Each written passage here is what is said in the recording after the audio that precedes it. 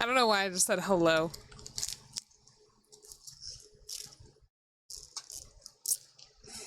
Sorry, I have a popsicle. I wasn't ready. I was already late. Good evening, everybug! I'm not ready. I was like, oh shit, I'm late. Okay. I don't hear anything. Hold on. Oh wait, I don't hear anything because it's the menu. You said hello because that's what you say when greeting bugs? No, hello is what you say when you answer the phone. And that's definitely not what I've said, you know, when starting stream. I don't go hello. Hold on. Let me actually make sure. Because oh man, I wasn't ready.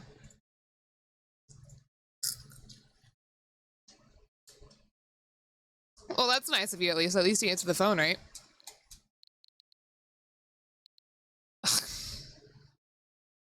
Already there's a delay. There's a delay in the audio. Anyway, good evening, everybody. Pinata Gabe. Sorry for last night. Blackfire Blimey, hello.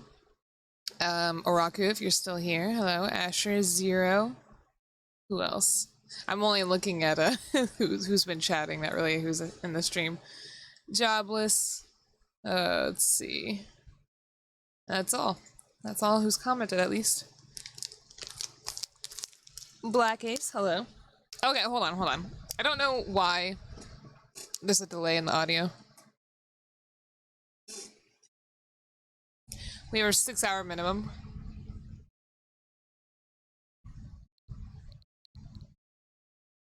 Ugh. Oh, hold on. I know how to get rid of this. It's by not using it at all.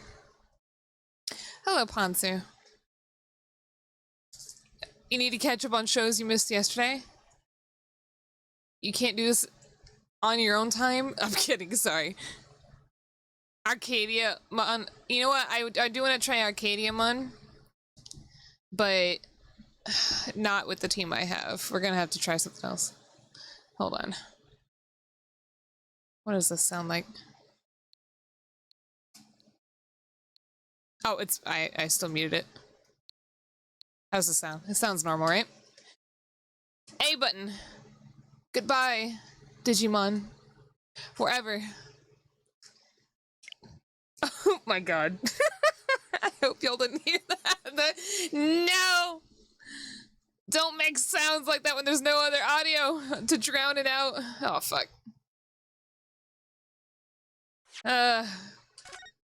Anyway. I'm sorry for streaming for 10 hours last night. I hope y'all got enough rest. I was surprised to see that there was so many of y'all still there.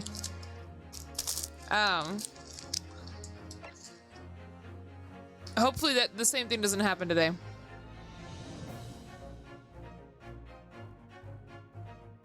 Oh, Gabe, Pinata. Hours are mere seconds of my existence. That's not how time works. Oh, Sherry, thank you for gifting a tier 1 sub to the errand.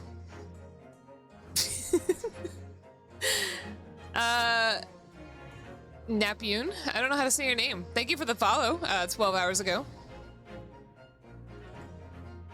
Okay. So, I think when we last left off, there was a moira. My time is I don't know how to say that word.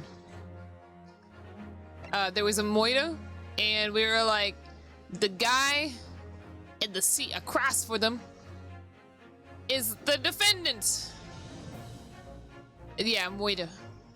And they were like, how can that be if the guy who murdered the guy was sitting next to him the whole time? And I think that's where we left off. I actually don't remember. I remember the whole time we had to appeal to the jury. Is this exactly where I stopped? Or or do they always do this when you save the game and stop somewhere and then restart? Hold on. I can't. Ah, why do this to me right now when I'm eating a popsicle? Hold on.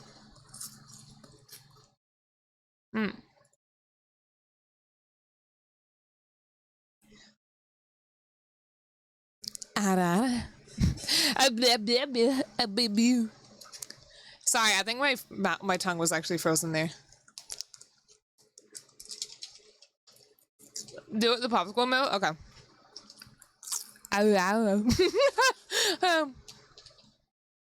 It actually got stuck. I didn't say that as I wanted to because the popsicle ended up sitting on my teeth and it hurt. No, my tongue was frozen. There's no pronunciation. Let proceedings be resumed.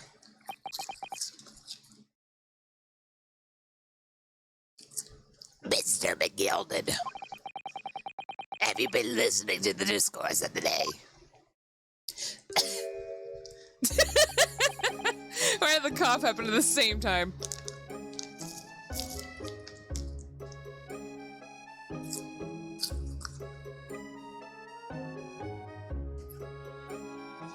Hello, Hanana. Hey, Didi, that's not my name. Did I sleep well? I did get 8 hours of sleep, yes.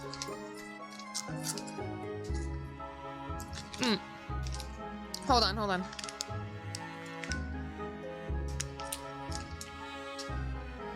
Popsicle? Finished. To be sure, I have, my lord. To be sure I have? What? There are now 2 manners on which the court desires to hear from you. I do not remember what voice I gave any of these characters. The first is whether or not there was a third party with you in the omnibus cabin as proposed by the defense.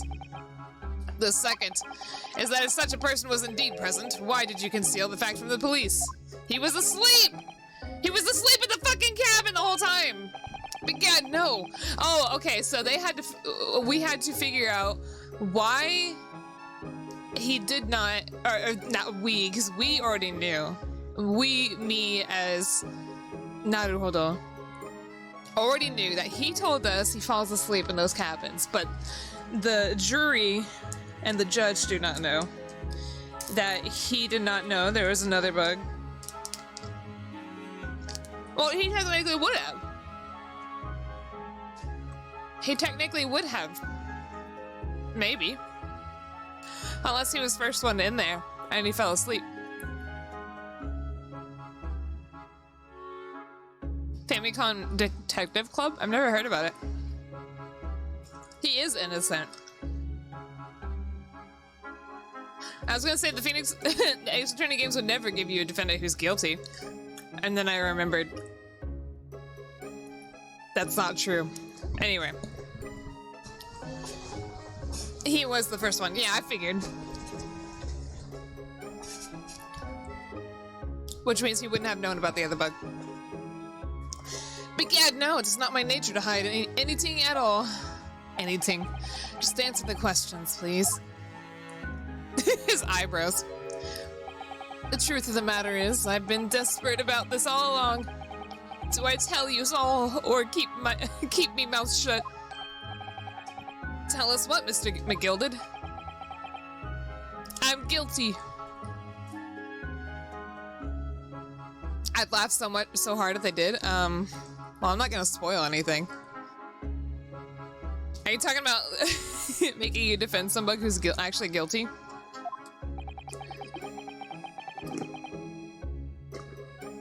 Because I will tell you, they have done it in a Ace Attorney game. He's guilty of pissing his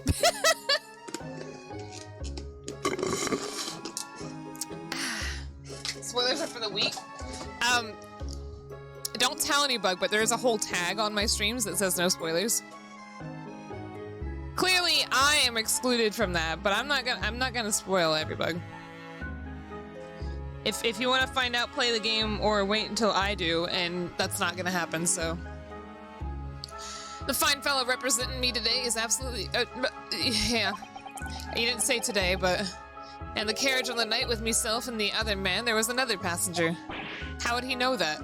It's true? Aye, and 'twas me who helped the little urchin get away after it all happened. You... What?! Little urchin. What is he doing? You said you were asleep the whole time. You also said that when you woke up, there was some guy you didn't recognize in front of you and dead. No, Magnus McGill did that convenient excuse can't save you now. I'm truly sorry, so I am, Lord Van Zeeks. I'm sure you'll be wanting to know why I said nothing when I was taken in by the police. Yeah, but he said that to the judge. Because what he told us earlier was not in front of the judge.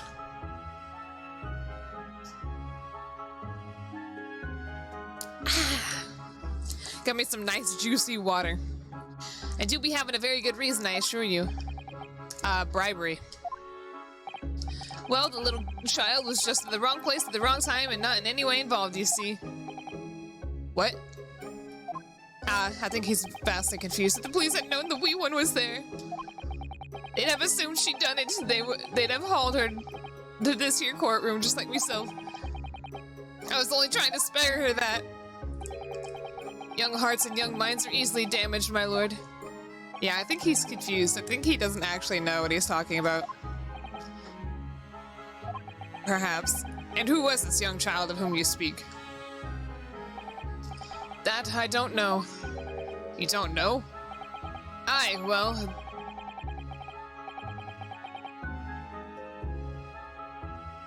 My damn light is flickering and it's annoying me. Why did I look directly into it? Ah! It's in my vision! It won't go away. Aye, well, the wee ting just happened to be in the carriage that night. I never saw her before or since. Objection. You think he's talking about an animal? We have absolutely no reason to believe this man. The prosecution calls for the witnesses' statements to be disregarded by the court. You know, I wouldn't be surprised if the urchin isn't here in this courtroom as we speak, listening to the proceedings. What? Oh, whoa! What the fuck just happened? Oh god, I thought someone got shot! What is going on? I can't see anything through the smoke. What's going on? Be careful, Mr. Nadaho. They'll cover your face. Bailiff, don't let the accused escape. Secure the omnibus. There's so much drama. I hereby call an emergency recess. Bailiff, ensure the defendant is in custody and clear the courtroom. Holy crap. They were hurriedly removed from the smoke-filled courtroom by the bailiff.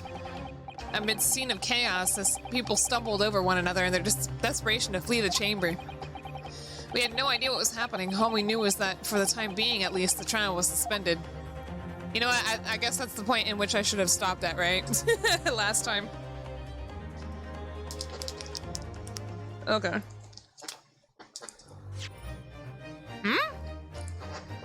My last stream was like 14 hours ago. And that was also technically yesterday's stream. I haven't streamed today.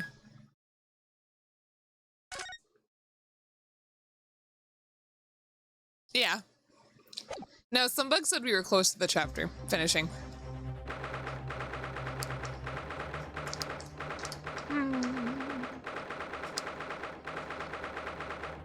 I wonder.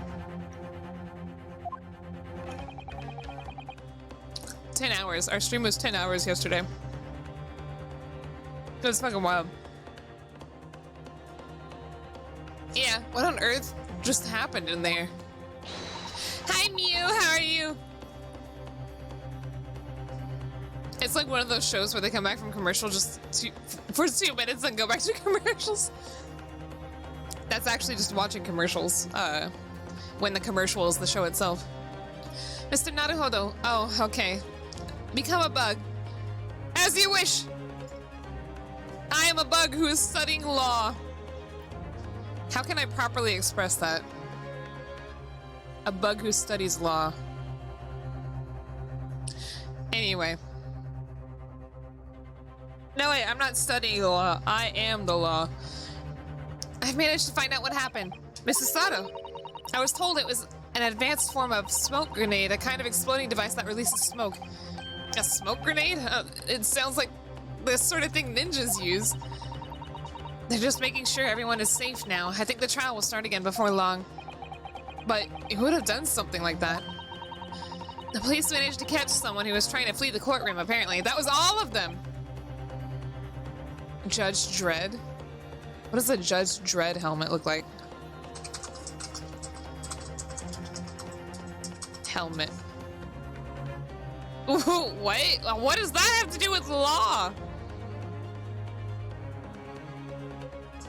Looks like a RoboCop.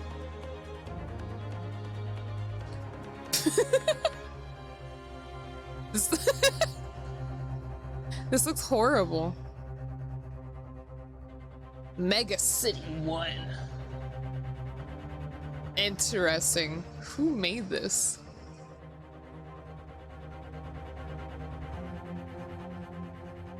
This is recent? I say recent. It looks like it's from the 80s. Oh, it did horrible. 5.6 out of 10 on Rotten Tomatoes.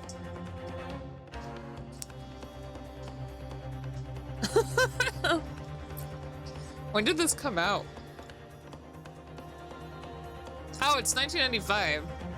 I thought it was telling me the copyrights were 2000.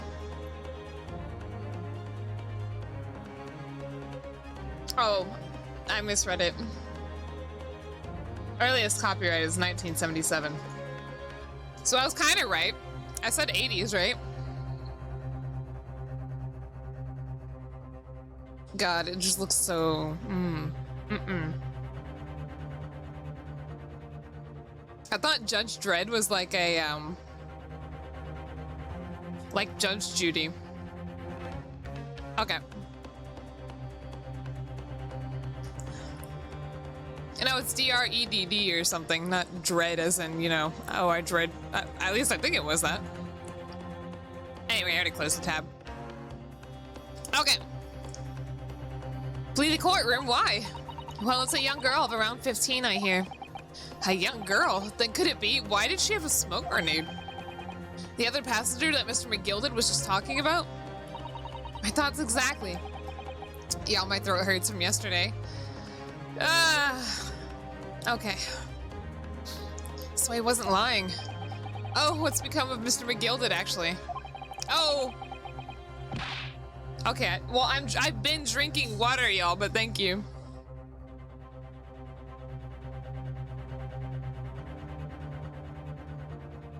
How would it be the Russian girl? How did she get here? There's so many things I need to ask him about, but he's not here.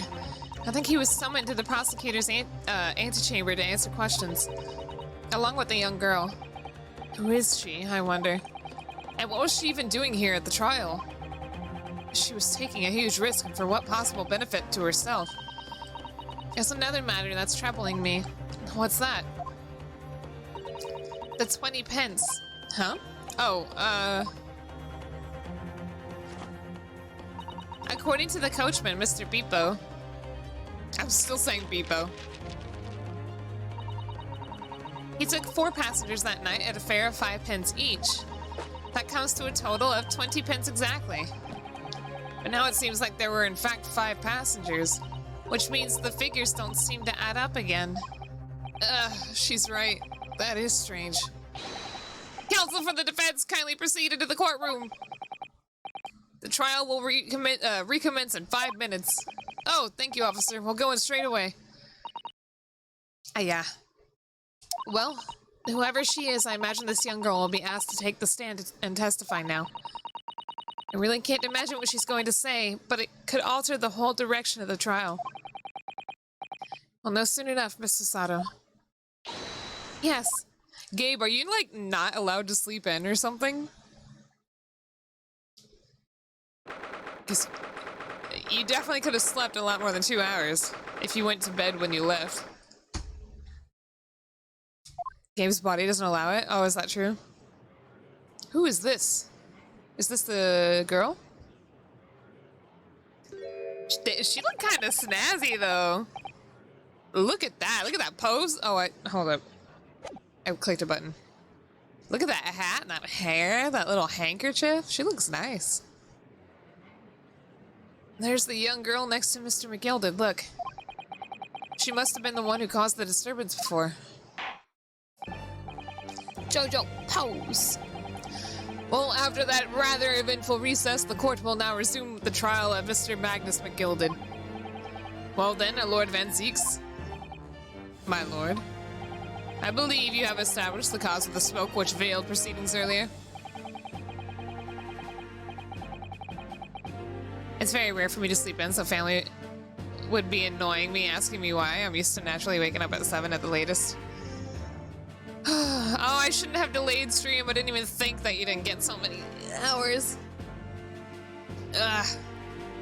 of sleep. It seems I have been an advanced form of smoke grenade of the sort typically employed by the army. Good gracious, the army! What in the devil's name?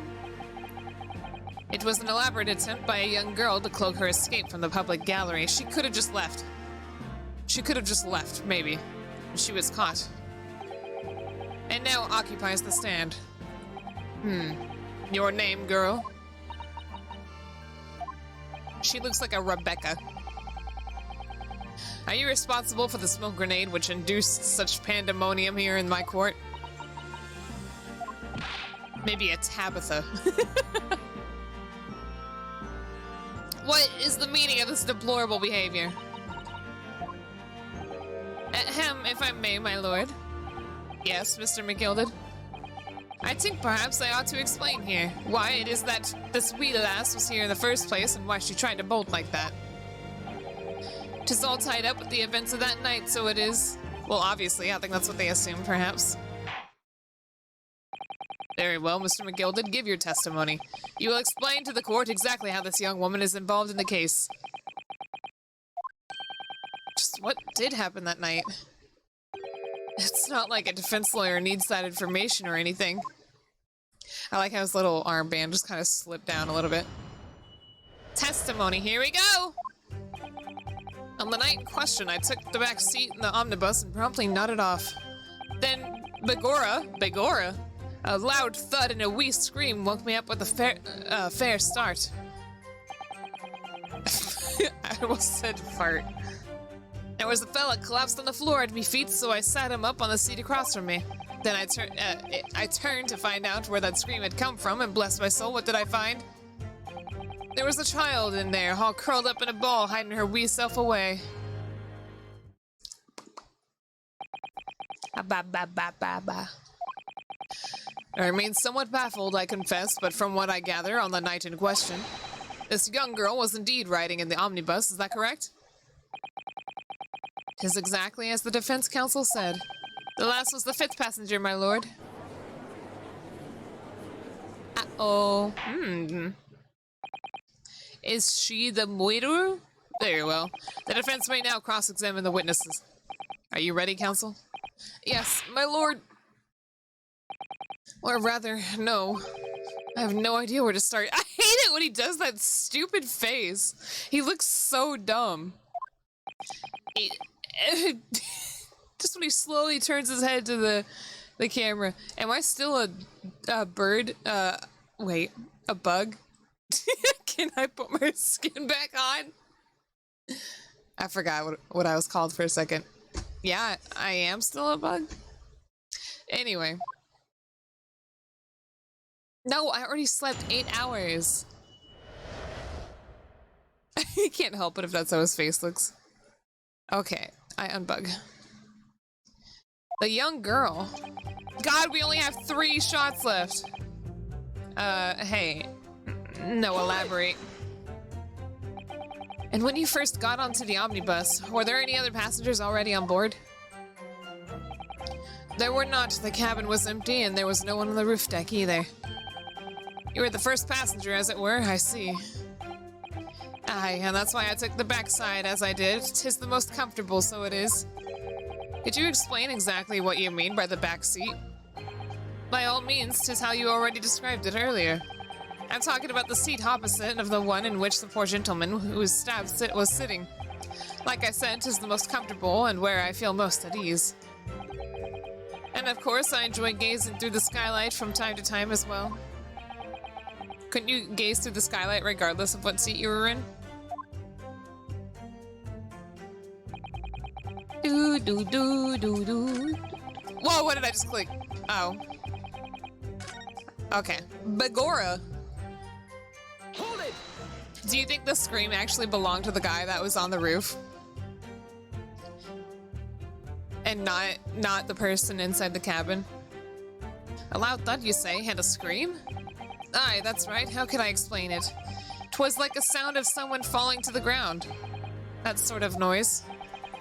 So you think it was the sound of Mr. Mason falling to the floor having been stabbed? Yeah.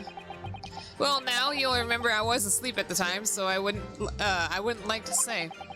And when the sound woke me and I opened my eyes, there wasn't a soul to be seen in the carriage but the fellow on the floor. Didn't he just say that he saw her curled like in a ball? You didn't see anyone. But at the same moment, you did hear a scream?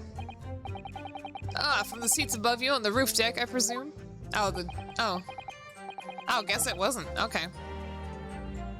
I was like, oh, the judge has the right idea, but apparently that's not what he's saying. What is going on?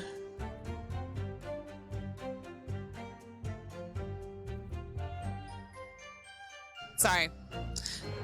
I'm distracted. Okay. Not above me, my lord. 'Twas from inside the cabin. This guy's hat is bigger than some people's head. I think it's bigger than his own head. The judge got a -1. I mean, in that case, so did I. But I wasn't altogether ticket about the scream. I'm trying to open my cheese stick. Give me the cheese! Okay, I got it. No, I was too stunned by the desperate sight before me eyes.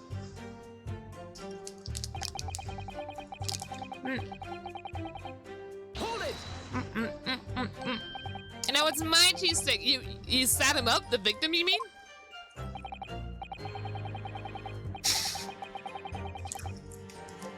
I feel like rolling a 1 to open the cheese would be like pulling down the tab and the cheese stick like flying across the room or something, and then a wild dog coming and then taking the cheese stick and running off. Oh, Pinata. Pinata basically got what I... No, that would be like a 3. That I did. On the seat across from me, as I said, I could plainly see the poor devil was already gone. And you wouldn't have you wouldn't leave a dead man just laying on the floor now, would you? His hand went through the thing. 'Tis common courtesy, so it is. I find that a little hard to believe. Ada? Why did he say Ada? Ada? Ada, Lord Van Zeeks? Now, why would that be? You wake to find a man lying dead at your feet in the carriage. Any normal person would hail the cabman. Well, I feel like depending on how he was laying on the ground, he wouldn't have known he was dead. God damn it, Jack. Ada. I'm gonna take a bite of my cheese stick for that.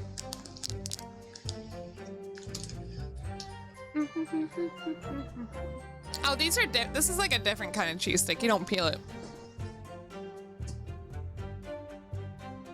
I feel like Hana's gonna make a lot of Bug's favorite emote.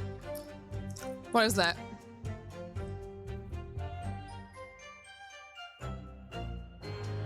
Sounds like a parrot? What does? You say my Ada sounds like a parrot? Any upstate? What does that mean?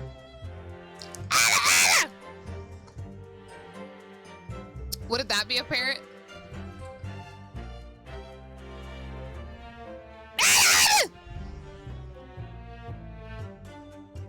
Any upstanding member of London society, that is. My throat from yesterday. God, just all the screaming.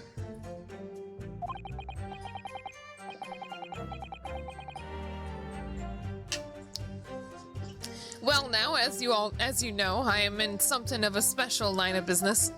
Something more like an annoying child. Childless, are you calling me an annoying child? I'm fucking eat you for that.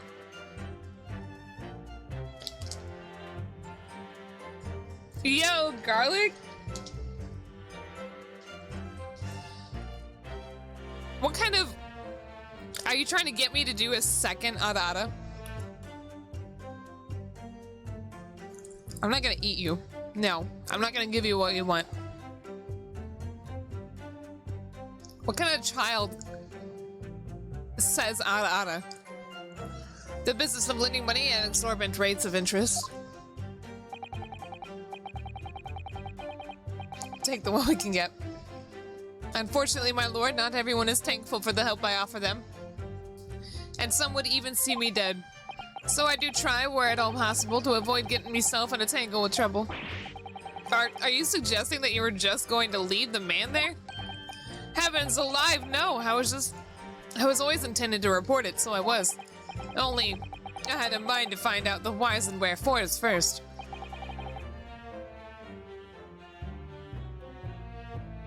Maybe it's better alternative to like oi. Oi, mate! Can I get a crumb of that bread, please? Why did I say please? Why would you give... Why would I have him be like, oi, mate? And gruff and then say please at the end? What am I doing? The whys and wherefores? Right, you are. There were some details I wanted to understand before anyone else got to meddling. The wee scream I heard, for example. Wouldn't your good self do just the same? Yes, the scream he says he heard at the same time as the thud of the victim collapsing. Alright, let's see. Hold it! The whys and whys. I'm afraid I don't understand. I'm sure you told the court there was no one else in the carriage except yourself and the victim. So I did, sir, so I did, as far as I could see, that is. Oops. Excuse me. I hit my mic. Well, now, 'tis a queer ting. The wee scream I heard as I woke up. It came from, if you'll excuse the vulgar expression, under me backside. Oh, I knew it! Wait, how did they climb under there? Wait, does this mean that there was actually...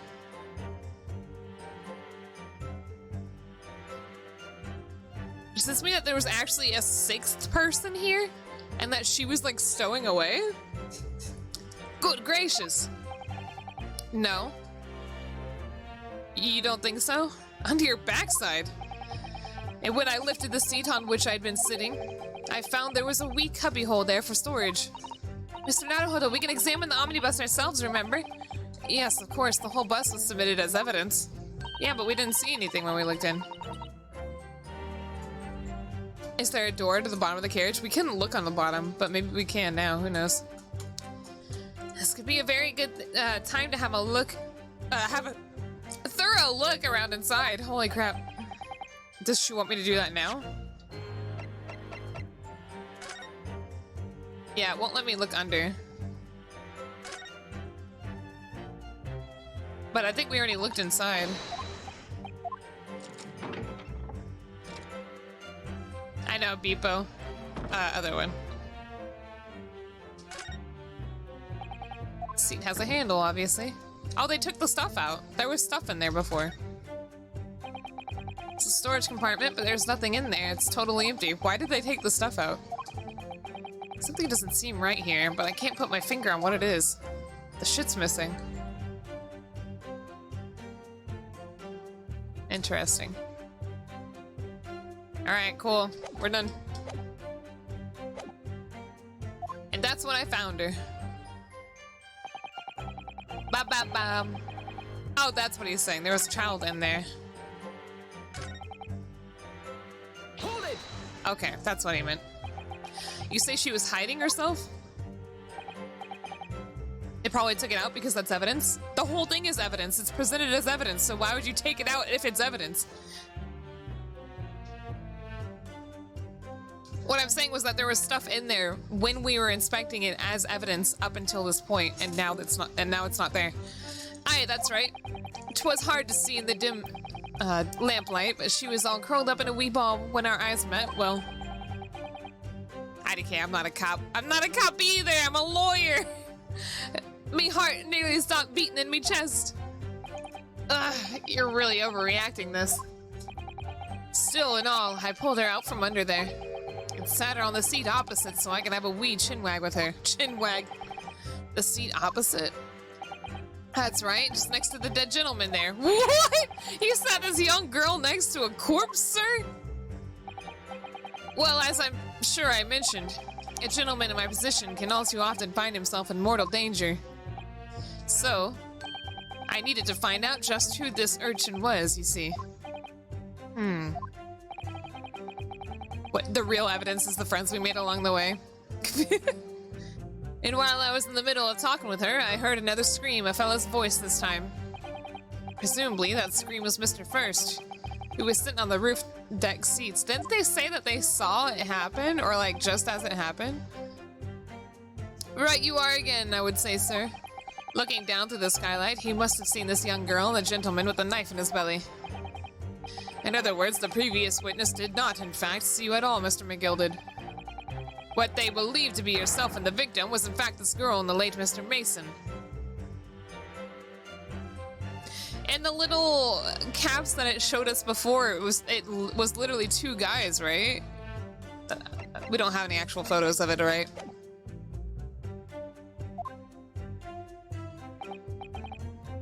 Maybe that's just like, I don't know. Maybe that's just a theory. A game theory. Aye, my lord. I was, as I think everyone understands now, I sat at the back of the carriage out of sight. Bum bum bum bum bum. Nope. Well, they didn't actually see the act happen, though. But yeah, I think you might be right. A bug theory. No, it's a game theory because we're playing games. It is certainly plausible. The defendant is somewhat diminutive in stature, and readily confused, perhaps, with this young girl. After that, of course, with the scream from the gentleman over us, the driver realized something was wrong and pulled up the horses. I'm a theory? Oh man, I'm so fucking tired right now.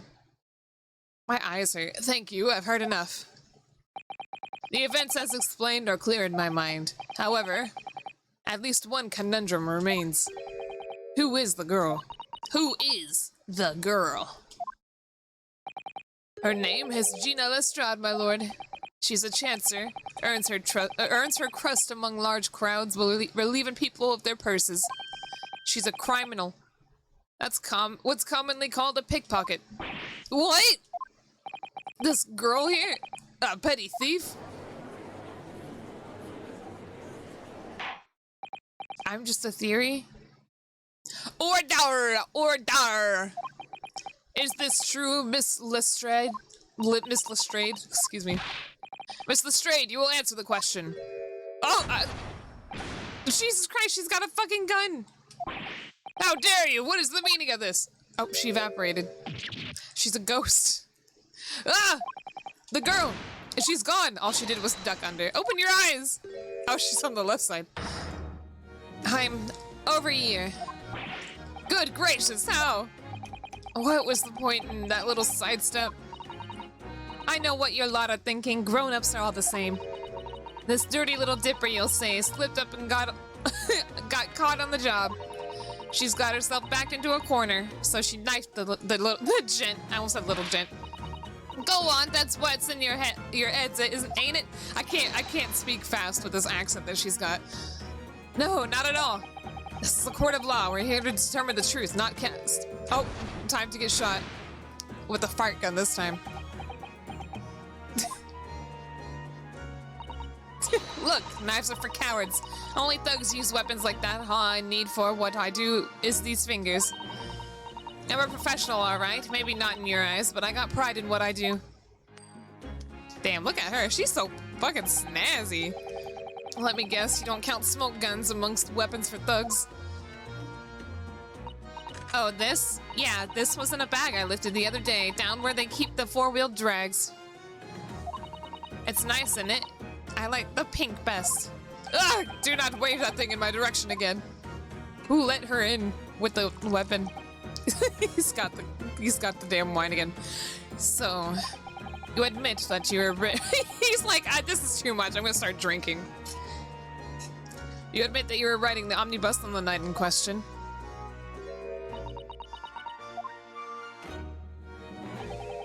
Tis all right, lass. You can tell them the truth now.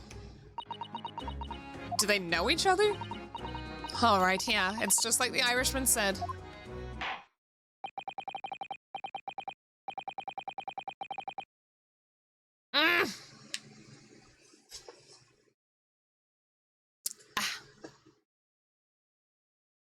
Ponsu what? Pinata what? Lestrade. Is her name like a pun? What is it, Gina Lestrade? She is cool. The court accepts this girl, Miss Gina Lestrade, as a valid and significant witness of the case. Accordingly, young lady, we will now hear your testimony, if you please.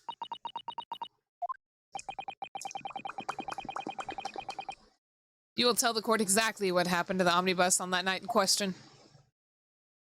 Lestrade is a name from Sherlock Holmes. Oh, interesting.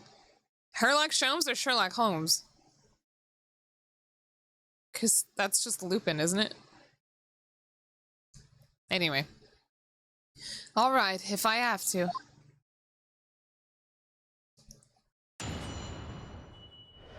Just pay a good dollar for a good hug, what that girl saw. So I snuck inside the carriage before they hooked up the horses, just like always.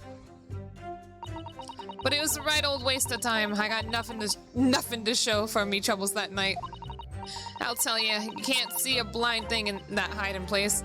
It's pitch in there. I don't know what a Cockney accent is. Then after a while, I hear this loud bang, nearly jumped out of me skin. I did, and the scream just came out. A bang? She heard a bang? It's because of that the smell found me. He did help me get away, mind. A bang? She said she heard a bang? Yes, he let you go. I failed to understand why you had let this street urchin go, Mr. McGilded. Street urchin. Damn. Cockney is no... I still don't know what that sounds like, though. Oh, 'tis simplicity itself, my lord. You see, she couldn't possibly have killed the other passenger. I knew that for a fact. Ow. As I'm sure I said before, sir. I don't know what crackhead Londonish sounds like. A poor British person. Where's Biscuit Eater when you need him? I was sitting right on top of the place where she was hiding herself. I think a demonstration is called for. Oh, a demonstration now, huh? This is where I was sat that night. And the cubbyhole of which you have spoken. Underneath this, seat, I presume.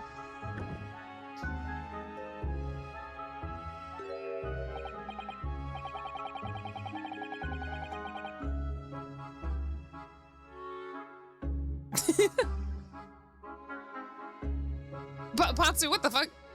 Yes, it does appear just large enough to accommodate someone of the girl's stature. Aye, but of course, the wee lass was stuck in there. Because I'd parked myself on the seat for the duration. Ah! So you see, that's why I let the lass bolt. I knew that if the police found her there, they'd automatically assume she'd done it. But I couldn't live with myself if a young life was ruined when all the time I knew she was innocent. Even though you must have realized your action would result in your own innocence being called into the question. Not at all, my lord, not at all. Oh, the jury. I knew in my own heart... How come he says sometimes me and then my... stuff inside? Yeah, this stuff is her. Stuff. I knew in my own heart that I was innocent.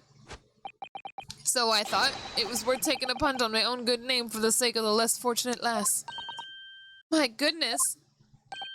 What a perfect gentleman. My lord. This is a fine example of a man cannot possibly be guilty of a heinous crime like that. I'm ashamed of myself for ever doubting you, sir. Oh, here we go. Hell yeah. Does that mean we're about to experience another stupid thing with the jury? With calm, calculated reasoning, one arrives clearly at the truth every time. I feel like we're close to having to deal with the jury's nonsense again. So does this mean he's not guilty and that's just how this works, right? State's alive! All 6 members of the jury consensually in their leaning of a verdict of not guilty? Case is over, that he's not guilty. Mr. Naruhodo, it must mean what? That we're victorious! We've won? Are you really sure? I feel like that wouldn't make sense because we haven't found a murderer. You know what? I'm gonna do that too. Hold on.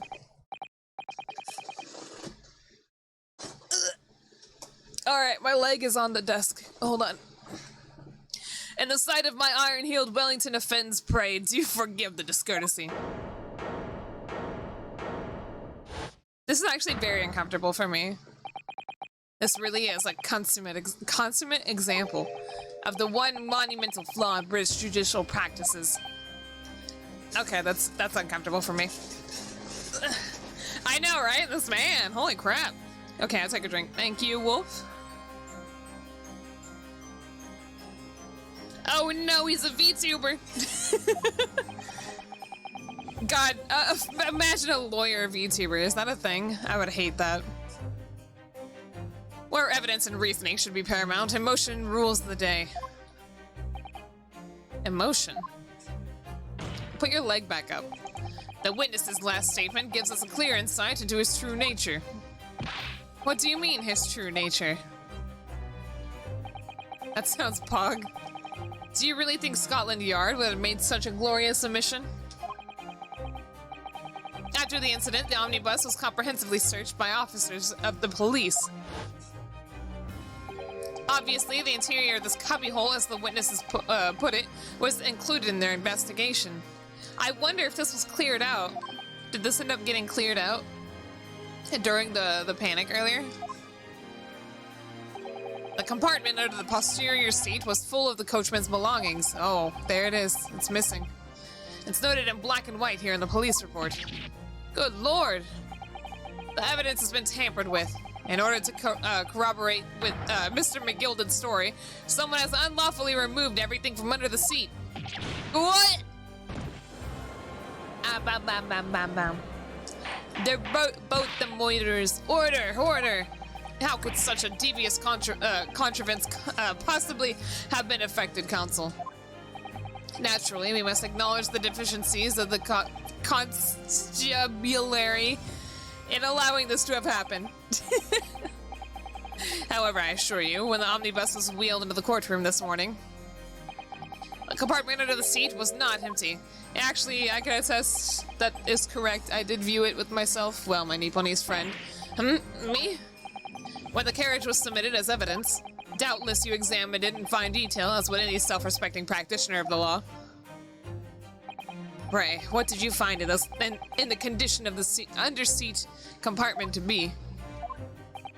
Oh, to be sure, the young gentleman will be able to clear this up in a jiffy. Sorry? Go ahead. You tell the court now, fella.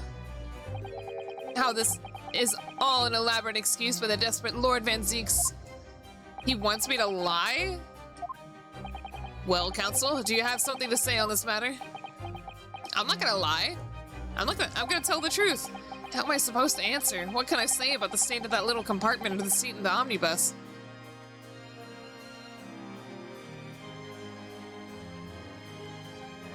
No, he wants me to lie. It was full. It wasn't empty. It had stuff in it. There was indeed stuff in there when I looked. I really don't know if giving this answer is helping my cause as a counsel for the defense. But as far as I remember, at least,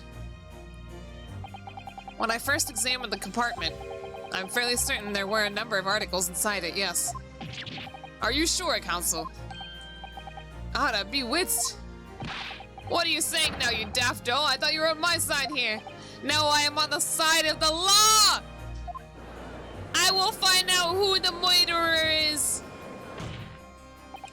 What game are you playing? Your task is to defend the man in the stand. Why would you say something to compromise his position?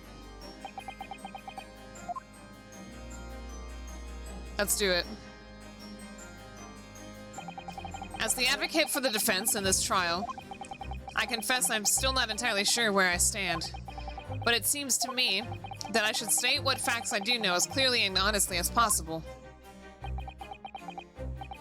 Interesting. It's not altogether pleasing, fella. I'm simply telling the truth, Mr. McGilded. Well, don't forget that you're supposed to be representing my best interest here, lad. Now then. A fellow's memory is a curious thing and not altogether reliable. No, the court must consider the facts. That there cubbyhole under the seat is as empty as the devil's heart, so it is. Do you think perhaps it would be in your best interest now to admit that you might have been mistaken? No, I'm not mistaken. Why? Why do I feel like something's not right here? I should like the jury to weigh on this matter, I think. This is so weird. That compartment is designed to house equipment used to maintain the smooth runnings of the carriage. The guild's rules state that omnibuses should be properly and fully equipped at all times. So it certainly would have been empty on the night of the question. Beepo isn't that irresponsible.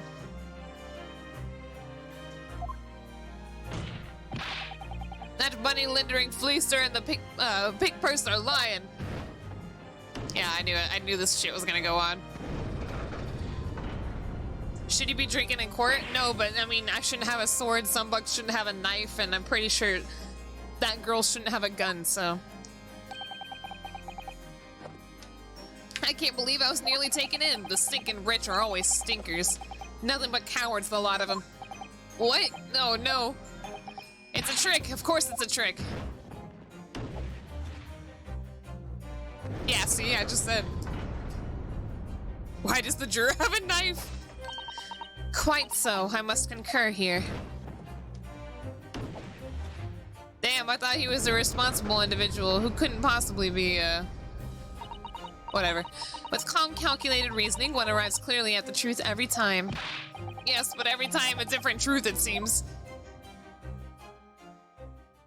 1800s England. There was a smoke bomb earlier. My lord, I humbly exhibit the scales of justice. Clearly a verdict of not guilty at this time would be wholly inappropriate. This whole time, he was just trying to get it back. But you know what? He's absolutely right, Van Zeeks. It's just a circus in here. That's all the courtroom is. Just my fucking argument from last week. Thank you, counsel.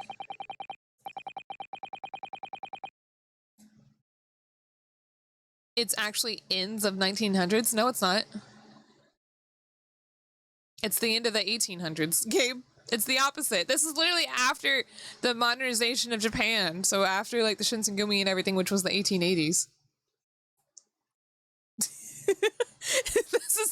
If it's the end of the 1900s, the year 2000 is gonna be like in 2 years. And this is modern England. Actually, this is how the modern England. This is how their law and courts perform. Still to this day, because this was only a few years ago.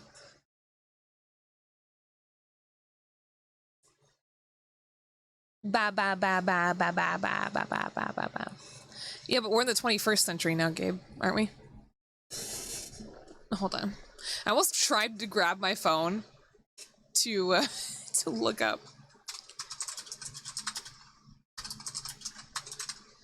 So it says the Meiji period, right? Let's see. The Meiji period at its latest was in 1912. Yeah, we're talking. No, Gabe was saying that it was in the. Gabe was confusing the 20th century and the 21st century apparently, and he was saying the game takes place in the late 1900s. And I was trying to correct him.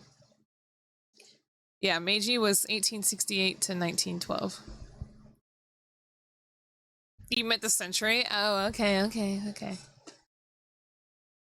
But did any bugs say? Why were you talking about centuries though? Because Burger King was right. Anyway. Okay, but before we proceed any further, there is a matter of outstanding cross-examination. So I did stuff right there, right? Counsel for the defense, begin your questioning of the witness, please. Yes, my lord. What just happened? The whole balance of the trial just shifted almost beyond recognition. The Reaper of the Bailey is at work, it would seem. 1900s, 19th century. It makes sense, honestly. It makes sense. I hate the name Kaicho. What's it called again? What name? The name was Jeff. What the girls saw. So I snuck inside the carriage before they hooked up the horses, like always. Hold it! Ah, my eye! That's stupid. Thanks, Pinata. So you were already in the omnibus before it set out off on its runs? Well, yeah. I mean, what's the point of spending a joey to make a few bob? That's the rum idea, isn't it? What's a rum idea? I suppose she means there's no point spending money to make money. It actually makes sense. Don't fall for MLMs, any bug. Wait, spending money to make money? That's just being a VTuber. Fuck! I'm doing it wrong! Counsel, may I remind you that this girl is a petty thief. Kindly refrain from entertaining her tenants. Well, that does clear up the little mystery of the fares and all. 4 paying passengers at 5 pence apiece, making a 20, to which the cabman testified. And 1 little scapegrace riding for free. The red conch of a driver always goes for some grub before its last run, see? Strange or peculiar rum idea. Interesting. So that's when I slipped into the carriage and get myself in under the seat. Nice and easy, right? But your hiding place is a storage compartment. Full of equipment for the coach, no?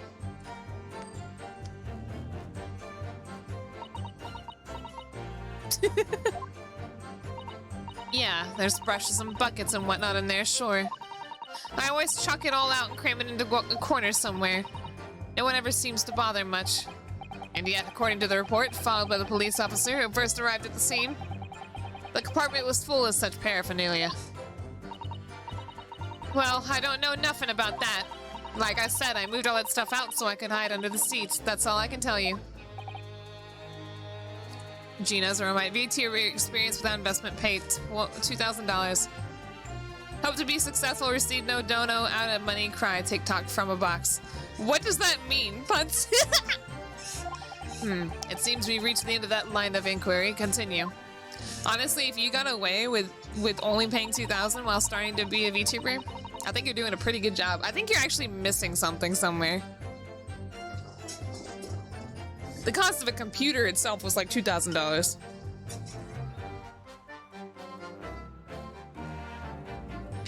Thoughts on Gina's outfit? It's absolutely adorable and I love it. She looks so cute. Hold it! Hold it! A waste of time? Why is that? Well, most nights I'm on my own in the God permit, at least some of the time. I beg your pardon, did you say God permit? Oh yeah, well that's what my kind call it. You say the omnibus, I suppose. The point is, any normal run, the carriage ain't got no one in it for a while. And that's why when you came out of your hiding place to get away. That's it. Only that night. This cove was sat on me seat from the start. And he didn't budge the whole way, did he? Not 1 inch. I was totally stuck. Do you mean to tell us that you were present in the carriage for the duration? You were under the seat for the entire time while events unfolded in the enclosed cabin? Okay, Pinata. Yeah, right, mister? To be sure, I was as shocked as anyone. You don't expect to lift the cushion you've been sat on to find a child now, do you? So this Mr. Strahd couldn't possibly be the culprit then. Ah, my eye. Hold it! You tell me there's no lights in the seat? So you couldn't see out in the cabin at all? Not a jot. Most days I push the cushions up with me head and look out the crack. Then I can have a butcher's that who I'm going to fiddle. A butcher's? I thought you were a pickpocket, not a butcher. I mean, I can have a look. The seat I get under ain't as plush as the other ones, see? So most of the time the passengers plant themselves opposite. But for some reason that night, this here Irishman spent the whole journey right over me head. Welcome back, Pinata. I thought you were going to leave forever. And for that reason, you weren't able to push the cushion up to peek out, I see. Truth is, I ain't too happy in small dark places. Feels too much like being thrown in the clink. But it's the only place to hide in them carriages, so it's Obson's choice. Obson's? Why does she just stick to picking people's pockets in the open then? I'd say there's some reason that she's not letting on, judging from her demeanor. Now I'm starting to think that they were in on it together somehow, and like she was hired by him to get the money from the guy who wasn't paying up. And she, you know, she did it obviously so that she could get more money. I don't know. Maybe. So anyways, I was a bit scared, but I had to stick it out under there. Nothing else for it. Oh, Burger King. See ya. Hold it! This music is fun, though. When you say a loud bang, do you mean the noise of someone falling to the floor? Could have been, I suppose. I don't remember so well. Point is, it made me jump. And you let out a scream involuntarily? That's right. And then I felt the cushion over me head get lighter all of a sudden. Presumably when the defendant got up in order to help the victim, yes? Or not. It could equally have been the moment the accused stood in order to stab his victim, could it not? Kitsune Spirit, thank you for the follow. Welcome to the Hana Horde. Well, girl, do you see what happened at that crucial moment? I love it. Yeah, I saw it. Oh. I pushed up the cushion and had a quick butcher's while I had the chance, didn't I? The Irishman was sitting up and the bloke...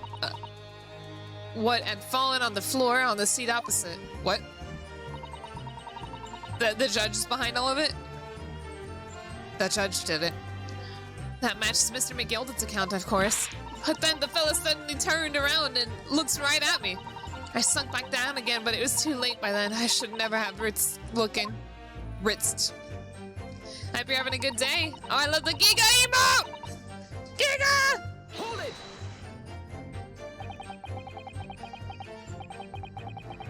I'm having a stressful day, by the way. My voice box is exhausted. And when Mr. McGilded discovered you, he pulled you out from your hiding place? I was scared stiff, I was. He dragged me out and sat me down on the seat and all. Next to the victim, Mr. Mason. Yeah, the bloke had a knife in its guts. He was still bleeding. Then the carriage lurched a bit and he ended up falling onto me. Ugh, how awful. Both me and my hands got covered in blood. It made me feel sick as a dog. Both her hands covered in blood. That must be what the rooftop passengers saw. After that, I believe you talked with Mr. McGilded for a while, is that correct? He asked me some stuff. Wanted to know me name and what I was up to and that. Then I heard something from above. Someone screamed. Yes, it was the first on the roof deck, one would presume. Well, I didn't want no one seeing me face, so I didn't look up. Then the horses were drawn up smartish, and this here Irishman says to me, "Get back under the seat. I'll see that you can get away later." I'm not a screamer or a streamer. You're right, to both. I'm actually not even Hana. All 6 members of the jury have decided the defendant was innocent. For one brief shining moment, yes. It's clear that they are all still very unsure. If we could just find some conclusive piece of evidence among this new testimony, I'm sure we could clinch the verdict we want. Yes, I think you're right. And I have this niggling feeling. Niggling? Niggling? Something's bothering me, but I just can't put my finger on it. Was there one I didn't look at? Let me look at my evidence. Oops, I didn't mean to do that. I didn't mean to click that. I meant to look at the court record.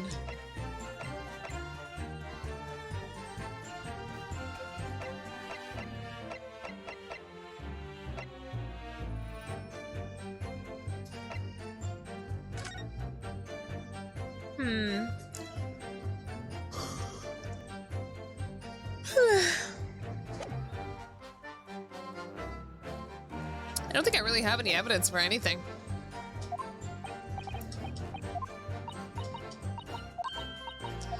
I'm Hanayome Kamakiri? Who said?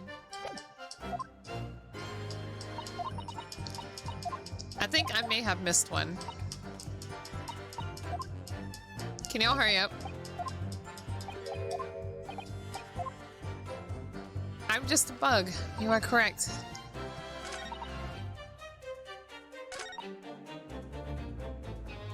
Oh, I don't think I did this one, did I?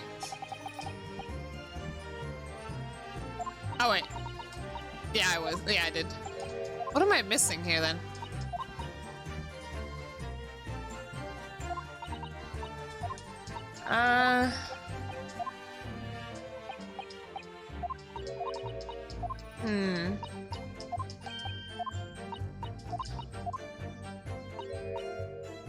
The evidence looks, right now, makes it looks like he did it. Makes it looks like, yeah. God, I can't think right now.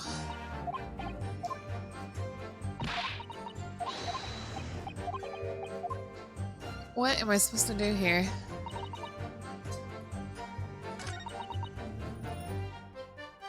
I need to look at some stuff.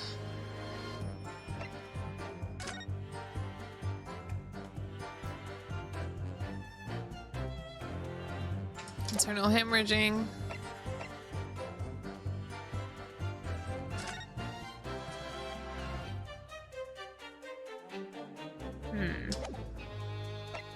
Make him put on the gloves.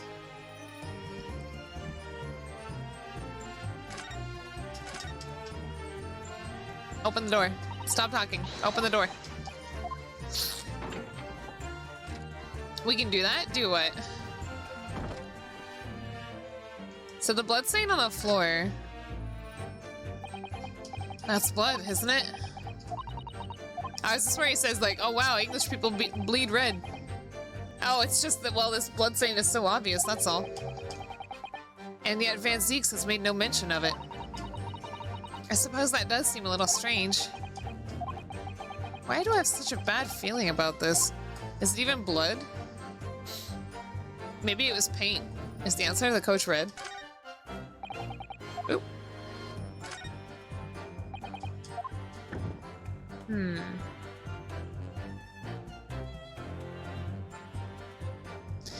Boo-doo, boo-boo. Boo-doo, boo-boo.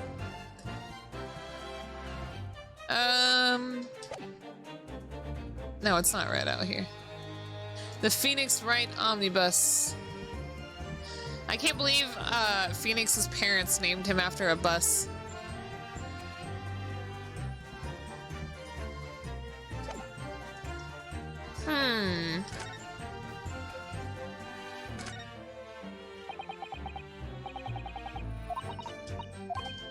It's a W. I thought how she, I like how she was like, it's definitely an M. Wait, were we able to like take this off before? Take it off. I thought we were able to unsheath it before. Take it off. It's Cosmo's soul. There we go. I don't know if this really does anything. It certainly is a bloody knife. Ugh, that looks like blood. Oh yeah, it's called the Phoenix Wright Omnibus.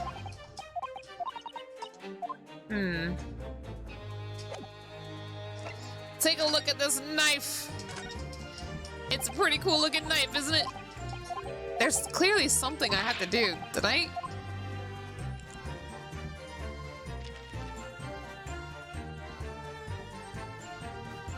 Cool book. I don't know what I'm doing.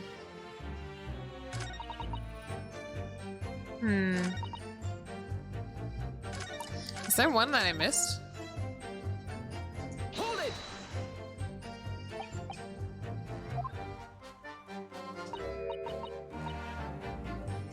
That's a rum idea, isn't it? Y'all, my brain, I literally have 0 clues. Wait, what did he say? I don't think he's react to anything.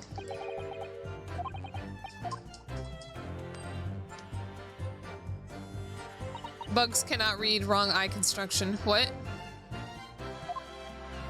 Oh, too bad I can't read. Paraphernalia. What is the purpose of that red stain? Was that red stain there before? Hold it!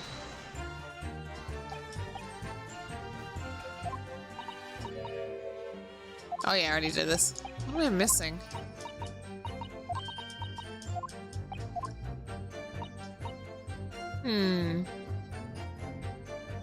I don't think there was. I don't think there was blood on the floor.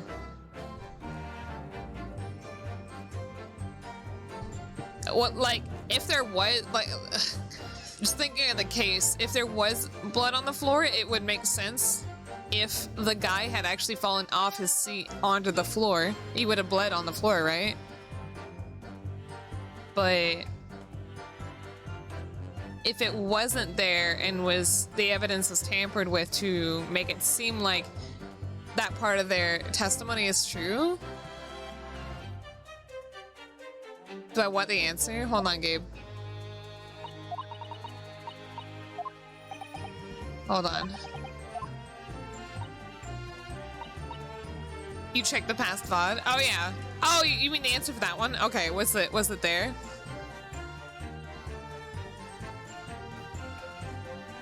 It is something I previously saw, so it was there before? Oh, there wasn't anything on the floor. Okay. No, that's knowledge I had before, even if I forgot it, so it's okay if you tell me. So all this stuff is gone now. And now there's something else on the floor.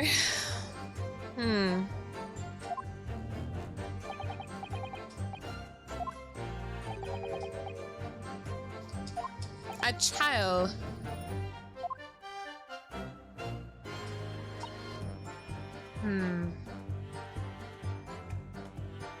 Hold it! I'm just gonna reread all these again.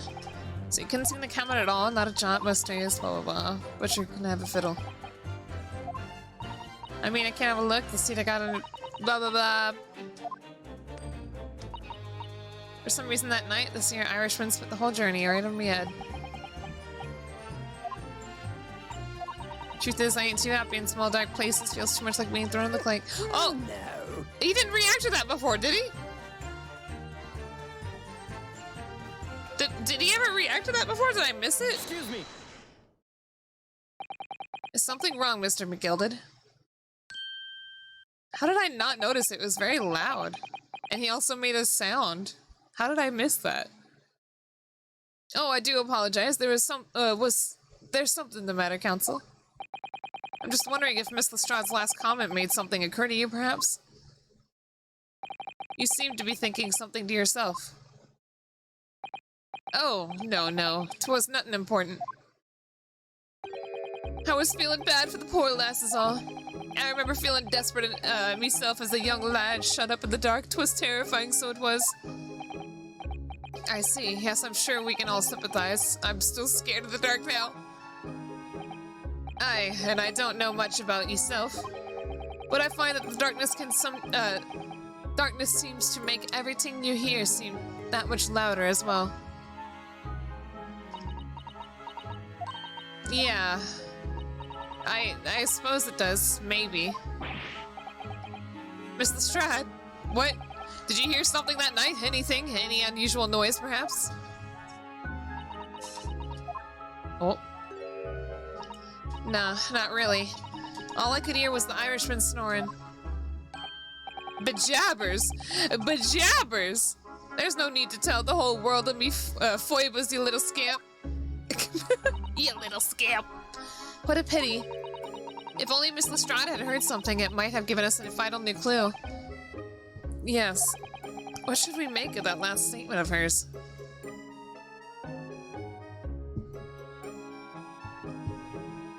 Well, it's clearly important, otherwise things wouldn't have gotten distracted, right? My lord! I believe the statement just made by the witness is profoundly important. Profoundly important, but all she said was that she heard nothing. Yes, which is the profoundly important part. I'm almost sure of it. Well, if she would have heard something, clearly, right? If anything had happened. Oh yeah, if she couldn't hear anything, then what scared her? Yeah, you're right. I'm almost sure that I don't understand the inner workings of your Eastern Mind Council, nevertheless. Miss Gina Lestrade, will you supplement your formal testimony by repeating the last statement, please? What? Superman? What are you on about? Don't give me all your fancy talk. I know what you're trying to do. Well, it won't work on me. That's right, insult the judge. Always a good move.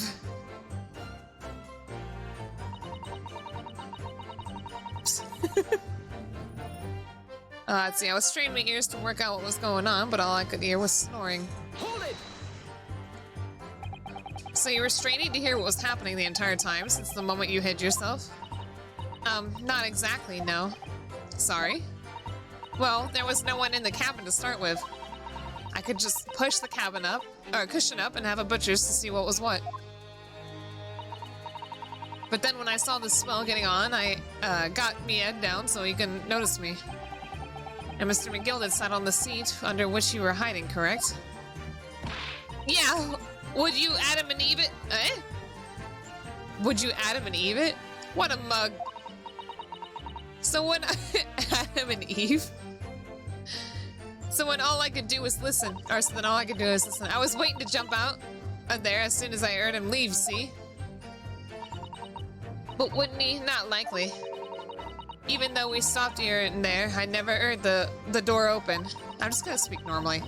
So I just had to put up and listen to I'm driving his pigs to market snoring like an old dog he was. What does that mean? What is she saying? Cockney rhyming slang for would you believe it? Would you Adam and Eve it? So on a Cockneys tend to replace words with words that rhyme with them. Why? Are there any conclusions we can draw from that, I wonder? Hold on. What'd she say?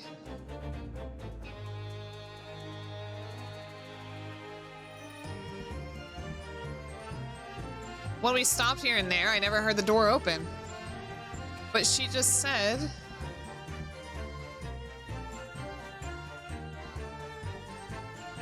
that there was no one there, right? There's no one in the cabin to start with. And she said she never heard the door open after he came on.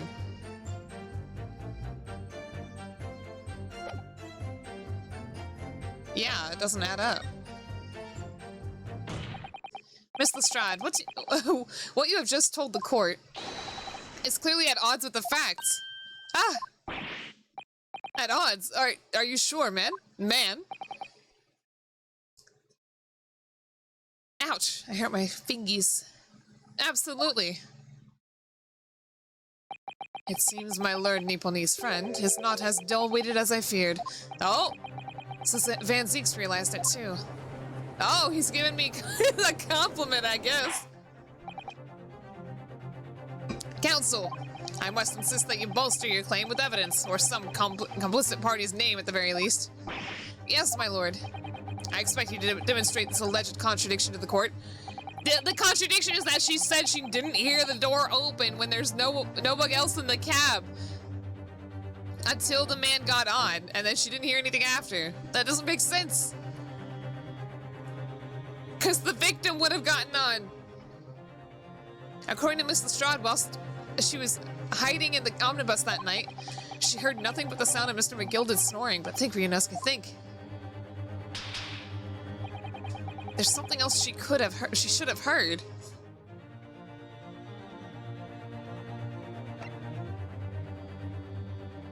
Show a person, right?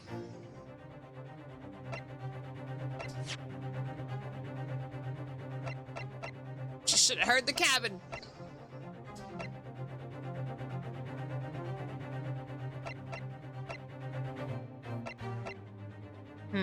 I'm so scared because I've only got 3 pieces of evidence left that I can present.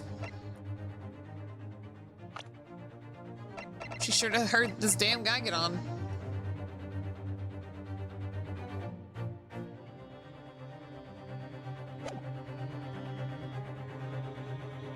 Hold on.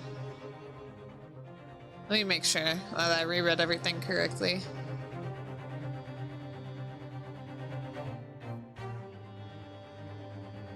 Let's see.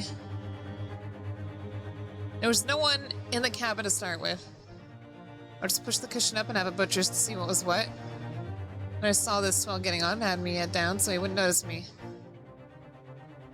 Mr. McGilded sat on the seat. Yeah. Sorry, one sec.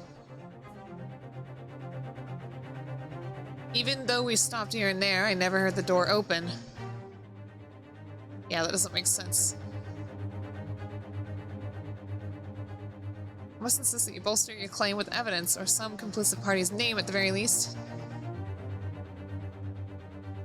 While she was hiding in the omnibus that night, she heard nothing but the sound of Mr. McGilded, but think, Ryunosuke, think. Yeah. Very well, my lord. Allow me to elaborate. And a particular sound that Miss Lestrade could not have failed to hear on the night in question. The sound very clearly explained by the presence of the following person. The victim, right? Take that! Oh, did I do it? Thrice fired Mason? Yes, my lord. The sound that Miss Lestrade cannot have failed to hear is that of the victim, Mr. Mason, boarding the omnibus. Alright, God. Holy crap. I'm kind of tired, so, like, things aren't processing properly in my head, and I was like, I don't know exactly what it is they want me to present. Everything's coming together, but I wasn't quite sure what I needed to show them. Explain your reasoning, counsel. Miss Lestrade, allow me to confirm something. You claimed earlier that you were the first person on board the omnibus, is that correct? Yeah, of course I was. I got on while the driver was in the pub, didn't I? And the next person to board the omnibus was Mr. McGilded. That it was. Not a soul was in the cabin when I climbed aboard. At least, not in plain sight. You're doing well for a bug. Thank you very much. I don't know law. So you were, in all intents and purposes, alone in the enclosed cabin of the omnibus all that time? Did I not just say as much? I wasn't traveling with anyone else, if that's what you mean. Bug law. Yeah, I saw him get on, remember? Through the crack under the seat cushion. He was on his own for sure. And from what we've heard, the carriage made a number of stops after that on its onward journey. During which time, did you not hear the door open and closing at all? No, I never heard it. That's exactly what I was listening for, weren't it? Waiting for this swell to leave. In which case, then how did the victim end up on the carriage? Ah! We know that the victim collapsed inside the enclosed cabin of the omnibus. Therefore, Miss Lestrade's statement about what she did or did not hear is at odds with the facts. Ah! Yes, this petty thief statement was clearly flawed. Lord Van Zeeks! Yes. He knew all too well that there was an inconsistency in Miss Lestrande's statement. Oh, he's... It would seem words of thanks are in order from my learned friend. What are you talking about? You have demonstrated matters impeccably. This witness and her colorful statements are entirely unreliable. Her words are convenient untruths, nothing more.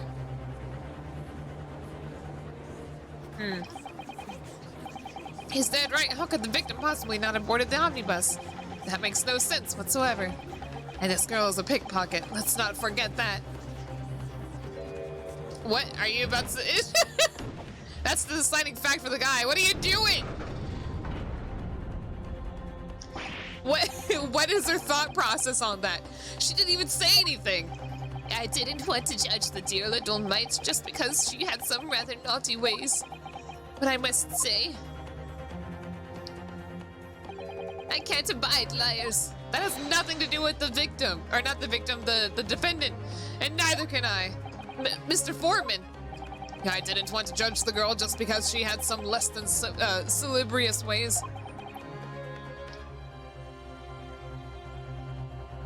But I must say, I cannot abide liars. Here we go again. Absolutely none of this makes any sense. Mr. Naruhodo, that's 5 members leaning towards guilty. Busting out the wine again. I don't know, he makes wine seem very appetizing. Well, your consideration for others is refreshing, my Nipponese friend. Sniff. To the considerable troubles you have spared me. He drunk it with his chin. It didn't even go to his mouth. Yes, very refreshing. Ah! Ah! What are you playing at? Have you forgotten who you're working for? You useless Eastern Abbot? What? His carnage is perfect. What is he doing? Sure, number 2 is the only one left. Mr. Naruhodo, the way this is going, I know, if we can't find some new way to convince everyone of Mr. McGilden's innocence, the judge will rule and we'll have lost. I very much wanted to believe the words of one London's most respected gentleman, but those of us in service know that we must accept hard truths. Hold it! Oh? I was about to say the fire didn't even pop up. Yes, the witness's last statement seemed to have revealed a critical inconsistency in their story. However, if we consider the possibility that her statement is in fact the truth, it may shed an entirely new light on this whole case. What are you saying? Counsel! Why is he angry? I'm sorry, sir. Whatever do you mean? Why is he angry? Counsel, I will not tolerate you attempting to prorogue my jurisdiction. Explain yourself at once.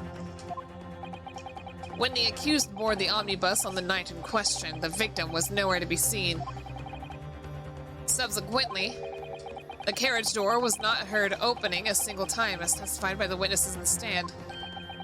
And yet the victim's body was found inside the carriage.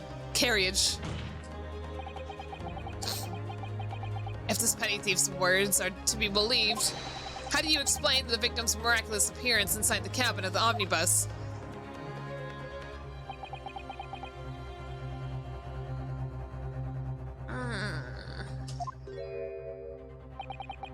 There's only one way to explain how the victim came to be inside the carriage.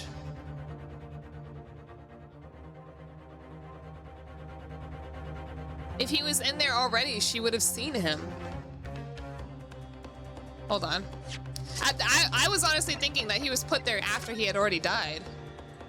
Because they never saw the act, they only saw the body itself, right?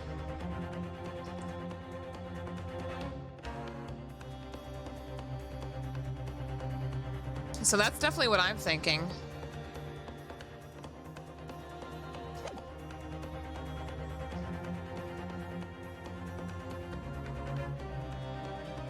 And the scream from above came after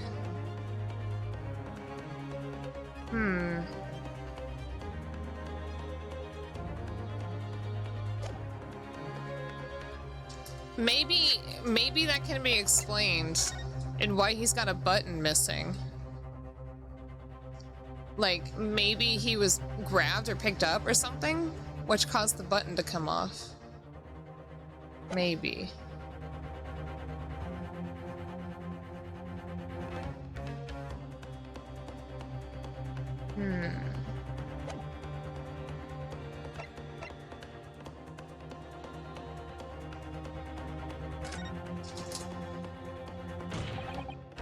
Obviously, the victim must have been placed in the carriage after he was killed.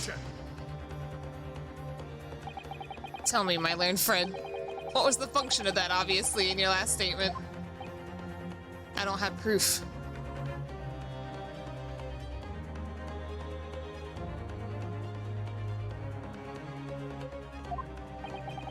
Well said, Lord Van Zeeks. He obviously is troubling me also. No, that's really not the point. The point is that the victim must have been moved into the carriage afterwards. Then answer me this. How could a cadaver have been placed inside a moving carriage? Well, obviously, I got that wrong, didn't I? Ah! I must learn to ramble more relevantly. The penalty is evidently not heavy enough, judging from the sleep in his eyes, so I ask you again.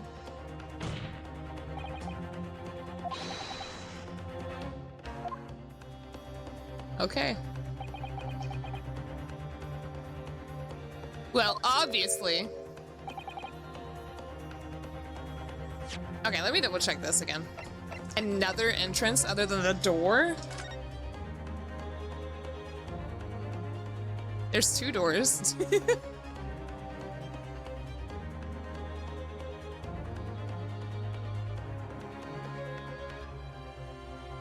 Is that a lock on the thing? A handle?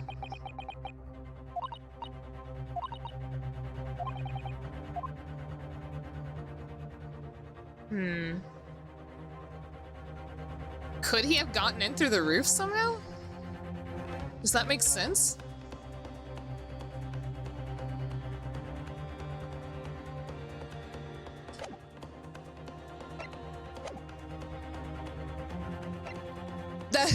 It's one of those two, because clearly he wasn't in there already. I'm so scared because nothing's stopping. The music's not stopping, so I'm pretty sure I'm wrong.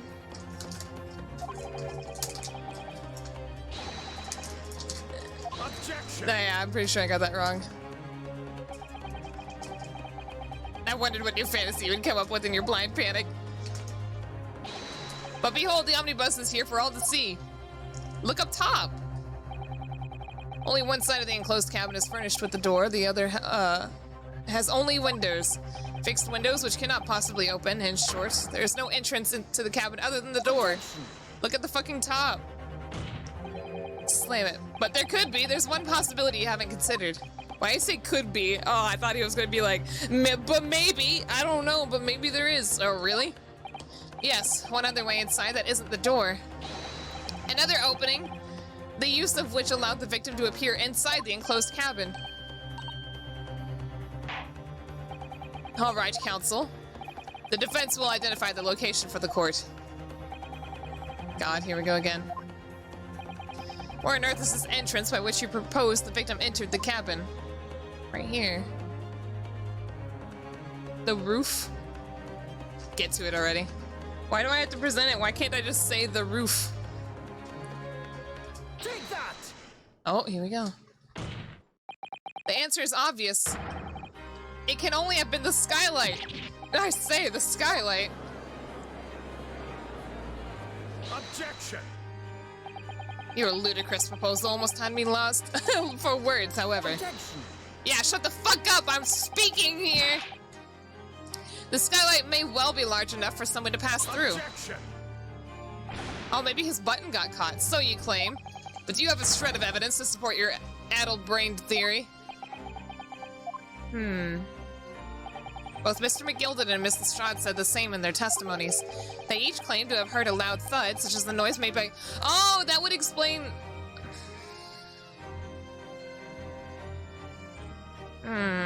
But now I'm still confused by the puddle on the floor that wasn't there before.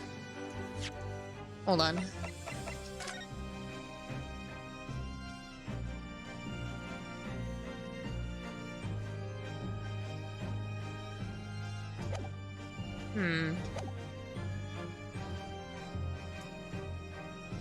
Such as the noise made by someone falling on the floor. Yes, which has already been explained. As the sound of the victim falling from his seat, having been assaulted with the dagger. Hold on again. Hold on. Strigoi Owl, thank you for the follow. Welcome to the Hana Horde.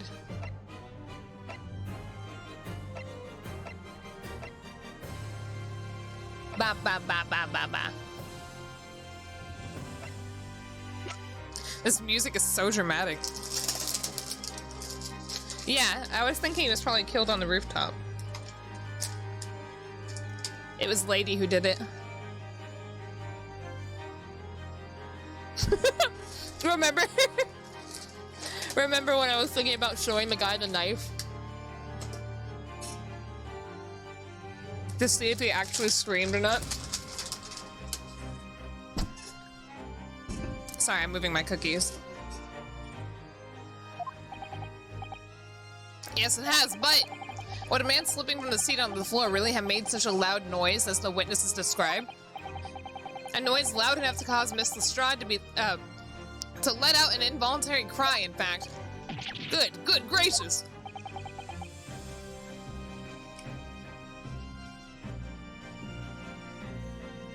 Fell on his own knife?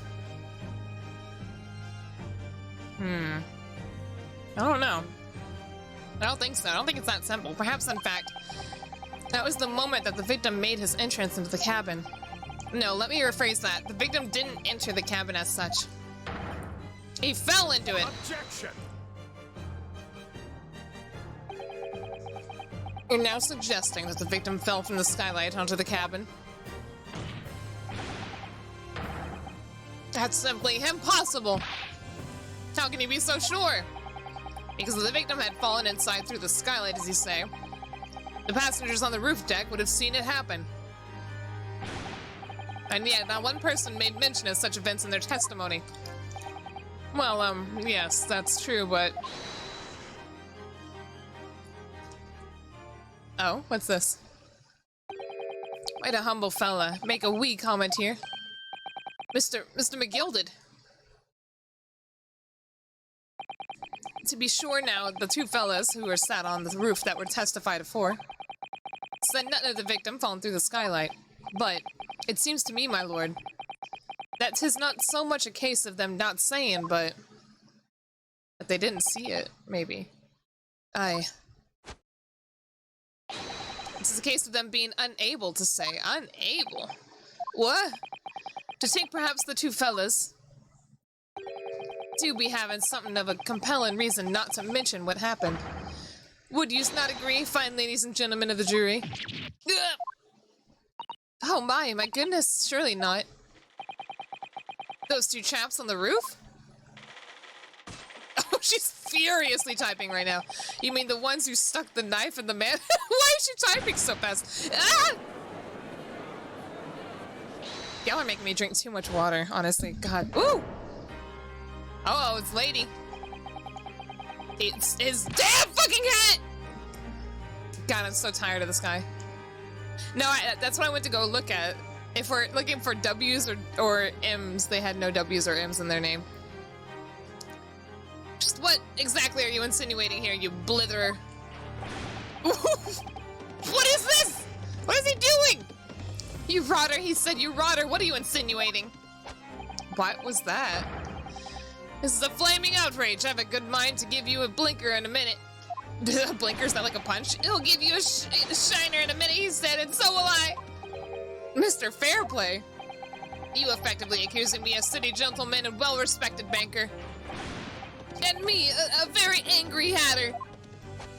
Why does he keep... It's like he's riding a horse and I'm very confused. He wants to be a horse? He did have a debt, yeah. So, pinning a crime on somebody else.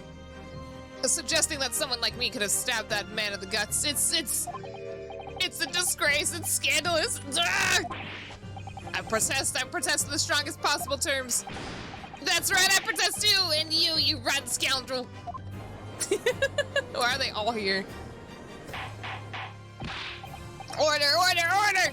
This is not the time, witnesses. I will not permit this wanton invasion of the stand. Return to the anteroom at once. But this is beyond reason, my lord. Ugh, it's outrageous. Oh, they just showed up here without, like, being invited. It's very hurtful, you know? My lord, if I may comment. Go ahead, Lord Van Zeeks. It was the defense that incited this outburst from the witnesses. My learned friend has seen fit to abandon all protocol and accuse the witnesses without proof. Accused? I never intended to. It seems, young Nipponese, that your command of the English tongue is wanting. You proposed to this court that the victim fell through the skylight from the roof deck onto the omnibus. That hypothesis cannot possibly stand without the rooftop passengers being aware of the events. Slam. You have branded these gentlemen liars. You have intimidated their criminal guilt. Meister, thank you for the follow. Welcome to the Hana Horde. We are lawyers today. In our British courts of law, that is what is termed a baseless accusation. It's not baseless. I have a base. I know I was rash to put this idea forward without any actual evidence, but you can't just dismiss it without a second thought. Why assume that the witnesses are right, though? Why just leave it at that? What are we wasting time for? Get them to testify. I thought there was something fishy about that hat the moment I laid eyes on the fellow. Now the jury's against them, too. We have to see this matter through now, one way or the other. If there's filth and rubbish in our midst, we must dispose of it at once. Testify! Oh, man. What's happening, Mr. Naruhodo? The spectators in the public gallery they're in a complete frenzy. Testify. Mr. Fairplay and Mr. First. My lord? You will take the stand again to make another formal testimony. In reference to the indictment brought by the defense. Yes, my lord. I didn't come here for this. Why is Mr. McGilded chuckling? There's no time to think this through. All I can do is keep pushing forward. God, this is the kangaroo court. Anytime I say kangaroo court, it makes me think of that Rick and Morty, like, a thing where they,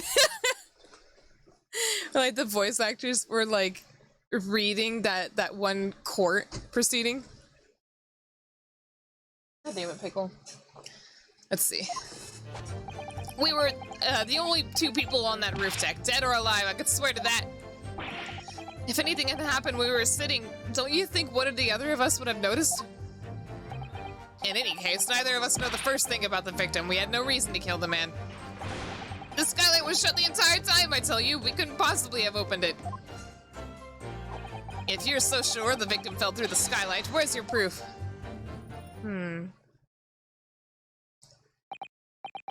Megundal? What's Megundal?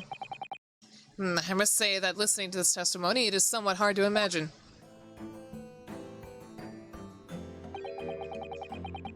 How either witnesses could have performed any malevolent act on this open rooftop deck without the other noticing forthwith. I love that animated transcript. Megundal is his Japanese name. Oh, okay. I don't know who that is, though. Whose Japanese name? The man? The man? That's every single fucking character. That's right, you see. We're innocent, I tell you. Although logically, of course, the argument falls down if the two of you were in conclusion with one another. What? According to investigations by Scotland Yard, the two witnesses share no common dealings. Well, I don't trust coppers any more than I trust the stinking rich. This guy. Mill Gilded. Oh, okay. Something doesn't feel right here. The trial is going in our favor, really. So why do I feel so uneasy?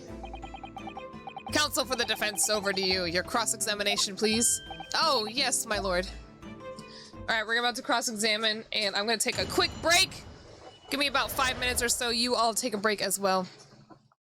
Just gotta be a responsible bug and pace my streams accordingly, apparently. Alright, 1 sec. I will get listen to the BRB screen.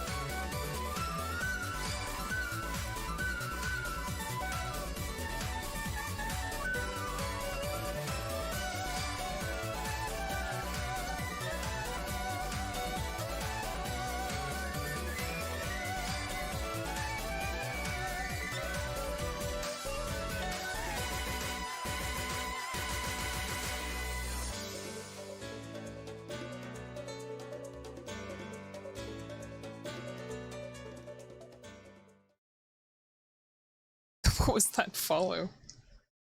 Thanks.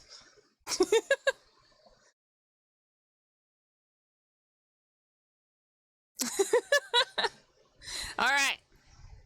We are back. As I get another cookie. Hold on. Mr. Lady is constantly I'm so glad it did not leave you on the screen.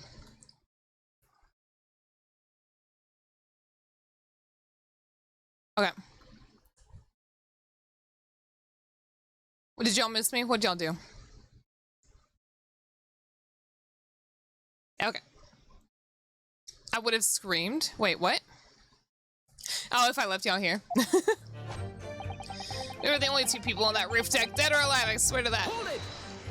How do you know? So at no time did the victim, Mr. Mason, climb up to join you on the roof deck? Absolutely not, Dickin! Dickin? I gotta deal with 4 people now. No question about it, he said. None at all. Oh, but yes, of course. I remember seeing them both. I saw the victim inside the... I love how he looks at him and then immediately turns his head, like accusing, like talking to like a teacher. It was him, Mrs.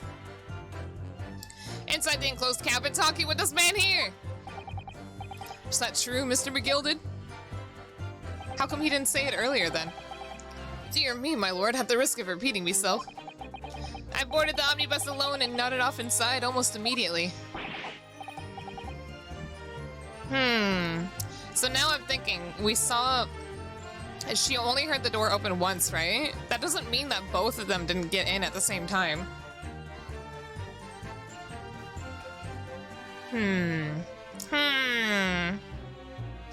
That's an outright lie. Without doubt, you were engaged in... Let me stop you there, fella, and ask, do you have any evidence at all? Oh?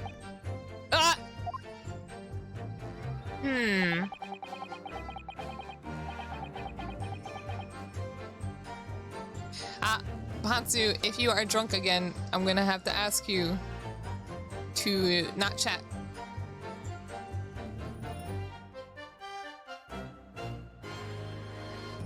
Since she couldn't hear because of the snoring. Yeah, It's all about evidence in the courts these days, so it is. You do well to remember that. I saw you with my own eyes, or my own eyes. I keep thinking everybody saying me. It's going so well.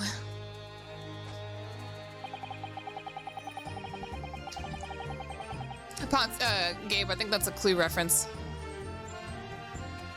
Oh, I was just saying, like, some of your stuff is, like, incoherent a little bit. Don't really understand what you're saying. Let's see.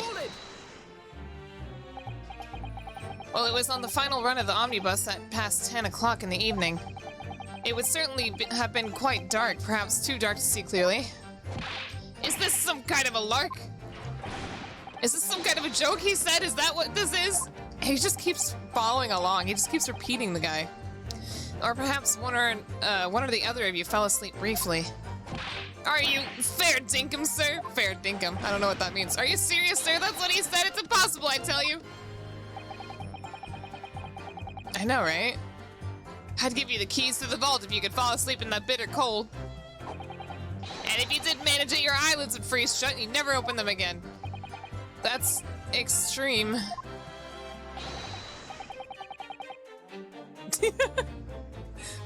Are you playing 14, Ponsu?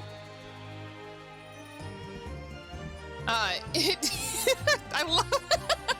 love this. It's this screen here. It was extreme, I tell you, and we had to put up with it because this man had locked the door. An nature gent would have unlocked it and let me in when I knocked. I'm dreadfully sorry about that, young fella. But you see, I was away with the fairies and I didn't hear you at all. That's a lie! I saw you through the glass! You were talking to someone! That's new information. Why do I keep freezing? Fair dinkum Australian slang. Okay. Now, 'twas a cold night, so it was. People do be seeing things that aren't real in the cold. 'Tis hardly surprising. The fact that he was awake and talking to someone is a new revelation, though. Seeing things! Seeing things! I believe we have reached an impasse here on this particular point. You! Don't take it personally now, lad. If I am suspect in this case, then 'tis only fair that you and the other fiend are too. Open and free competition is what a capitalist society is all about. Oh my god, what? This isn't a competition I should like to be involved in, really. This poor little hat maker who sucks at making hats. Hold it! So, you never met Mr. Thrice-Fired Mason before? Oh, let me know! Not once, never! He never met the man before, he said, never! And you, Mr. First, had no prior dealings with the victim either? That's right, sir. Hatters don't have much to do with brickmakers, to be perfectly honest, sir. No, I imagine not. You see, how many different ways can I put this? Neither of us, Well, no. have the remotest connection to the gentlemen who were inside the cabin. Oh? What's up, man? Excuse me. Excuse me? Mr. McGilded? Yes, counsel. What can I be doing for you? Did the witness's last statement give you pause for thought somehow? Not the remotest connection. Is that right now? I wonder. I mean, the connection to both of them is through McGilded. What are you insinuating now? Ah, Mr. Fairplay, 'tis been too long, so it has. Eh? If I'm not very much mistaken, I believe 'tis fast approaching, is it not, your payment date? I beg your pardon? You borrowed 20 guineas from me, sir. At an unconscionable rate of interest, you tricked me. It's extortion. Well, now, is that a touch of begrudgery, is it? Maddie! Thank you for the raid! I gotta stop for a second, eat my cookie. Welcome!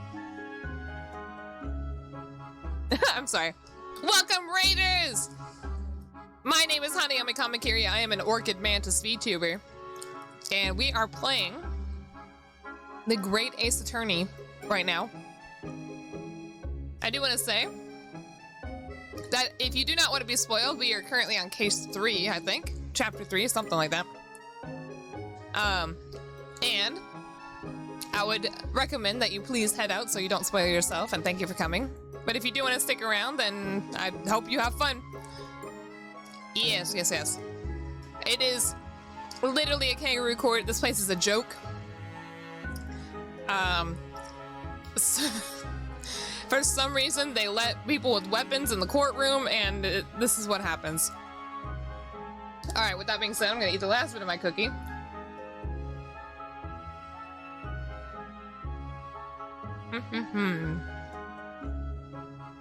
And we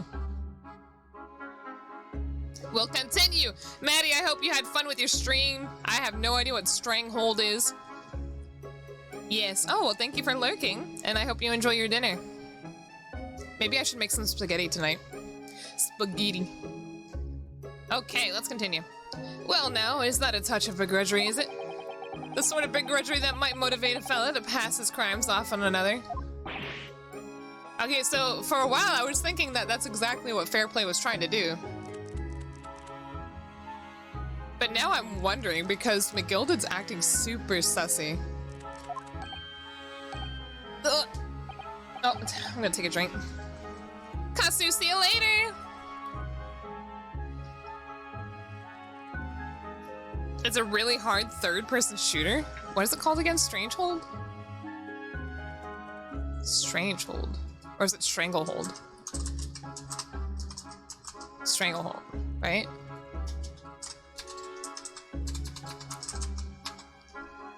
When I looked it up, it came up a song. 2007. Oh, it has pretty good reviews, yo. 4.3 out of 5? 5 out of 5? Well, these are GameSpot. GameStop, not even GameSpot. Lukey Games. 94% of users like this game. Interesting. I've never really heard of it. Huh. Stranglehold because it strangles all of your motivation out you. The hold is holding you hostage, so you beat the damn game. And young Mr. First. Oops. Me, sir? What do you want with me, sir? You do be making hats for a living, do you not? That there top hat sliding about on your head is one of your own creations, is it? Well, I'm still just an apprentice, you understand. I'm learning to find the perfect fit for whatever fine gent walks through the door. His fucking hat! The perfect fit, is it? Well, 'tis a very distinctive design, so is it? It is. How many many customers like it, I tell you? They like a distinctive touch. Customers, such as thrice-fired Mason. Ah! Oh. It's a John Woo game. He's a poggers actor. I don't know what that means. There was a photographic print of the victim submitted as evidence of form, my lord. There was, you're right. This, you mean? This is one of his hats? Oh, it is pretty distinctive, you are correct. I can't help thinking that the poor fellow's hat looks distinctly familiar, wouldn't ye say? Oh! That's one of my hats! Oh, okay. I kinda like his hats, though. They're kinda cute and silly.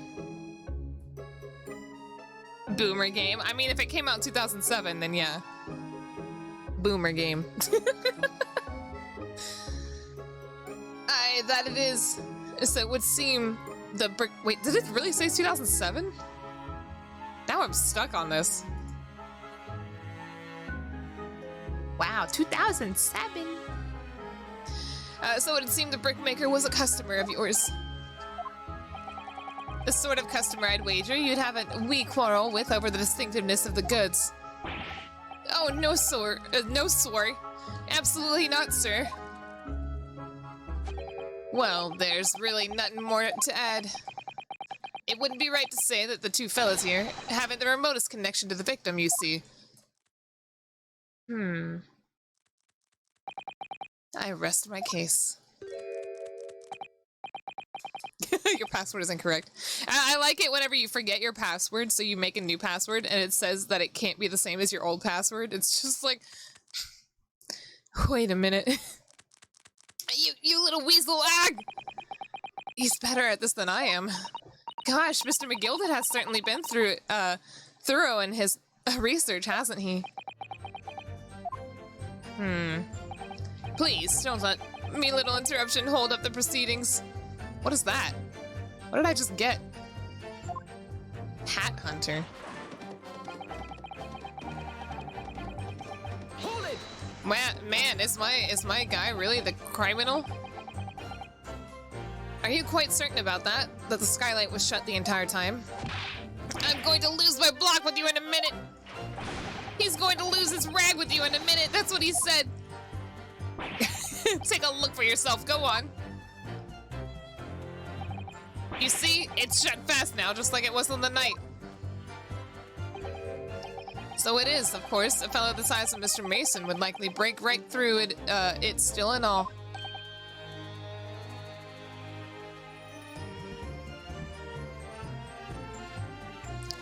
I need to see that girl do her coin animation thing again.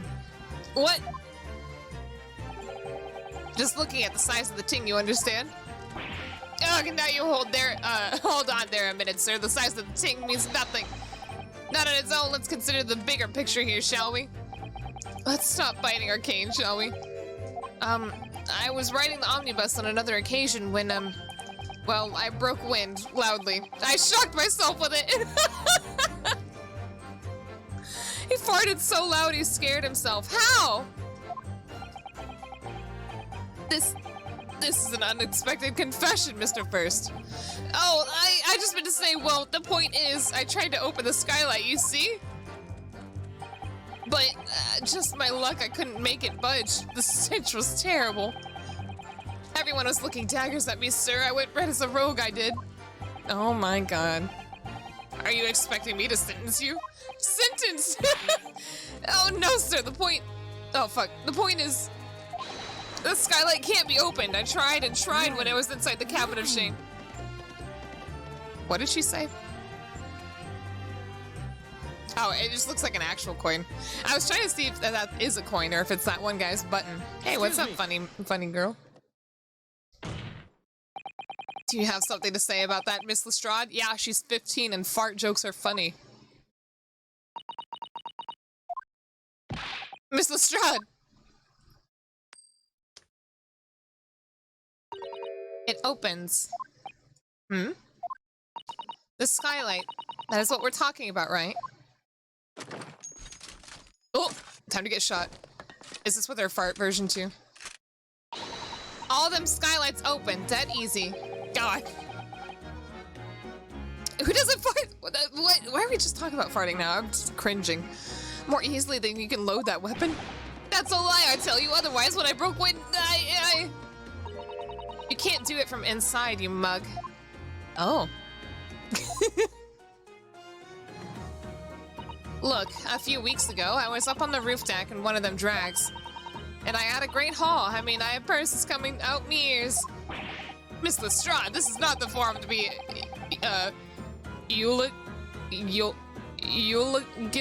eulogizing on the subject of your criminal activities. Well, anyway, I had a bit of a scare. When I lifted the last bloke's purse, he got wise to me. All four of them surrounding me, so I couldn't hop off the bus and leg it. So what I did was I used the skylight, opened the hatch, and jumped right through. What? Sanguine, thank you for resubbing. Wow, 4 months. Thank you for sticking around. The catch for them skylights is on the top side. That's why you can't open them from the cabin. The skylight opens from the roof deck? Bailiff! Climb up on the roof of the omnibus at once and verify this witness's claims.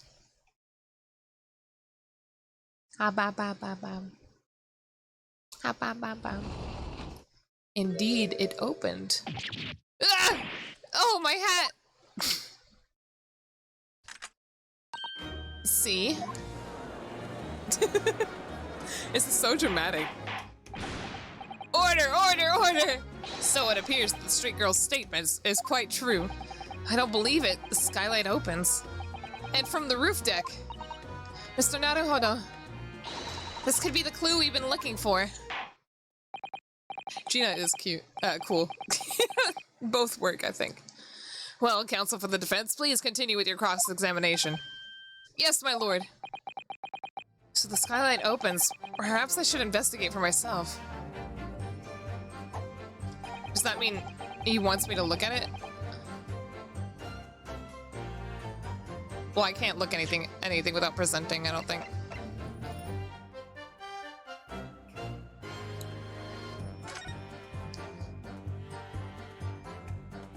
What did he want to look at? The skylight was fastened shut before, but now the latch has been undone. We should be able to open it.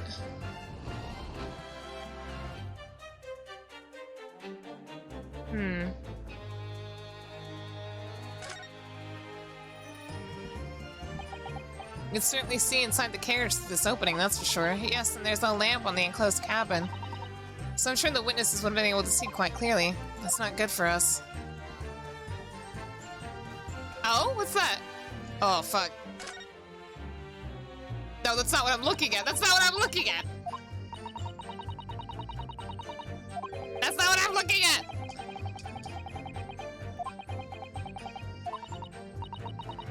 Hiya. Can y'all shut up? That's not what I'm talking about. Ah! I wish they could speed this up, but they won't.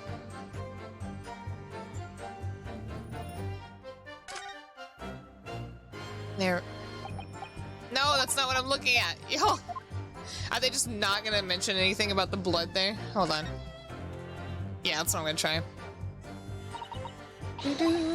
Do.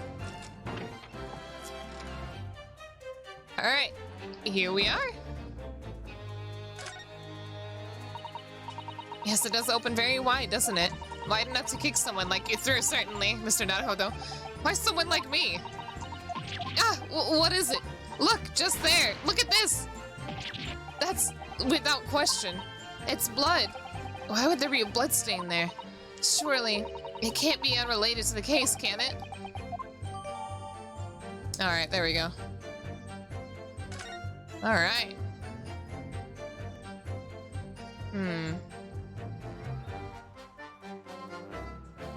Okay.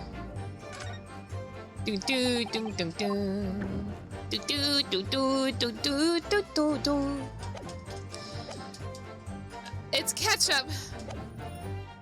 Hold it! Proof. That's right, I demand to hear it. Well, now we've got our proof, right? We came here to say what we saw. I tell you, not for this. But you call us both shysters. Is that how you say it? Brand us as criminals. You call us liars, that's what he means, and accuse us of doing it.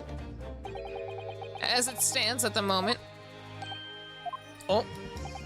There's no hard evidence that incriminates yourselves, now is there? I believe we're in much the same position as one another here.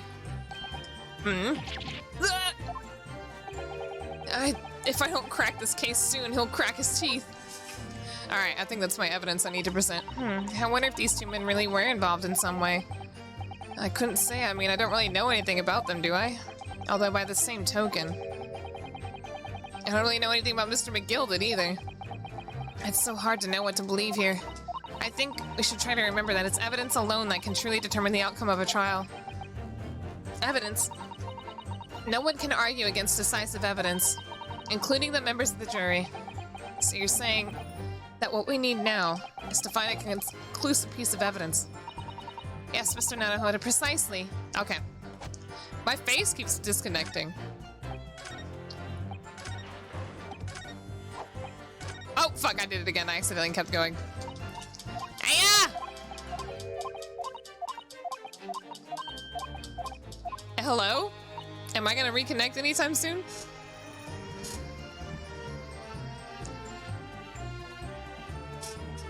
I'm so confused.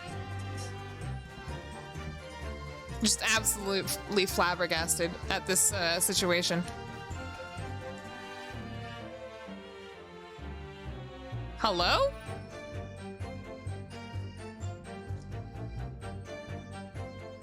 My face is working. Hold on.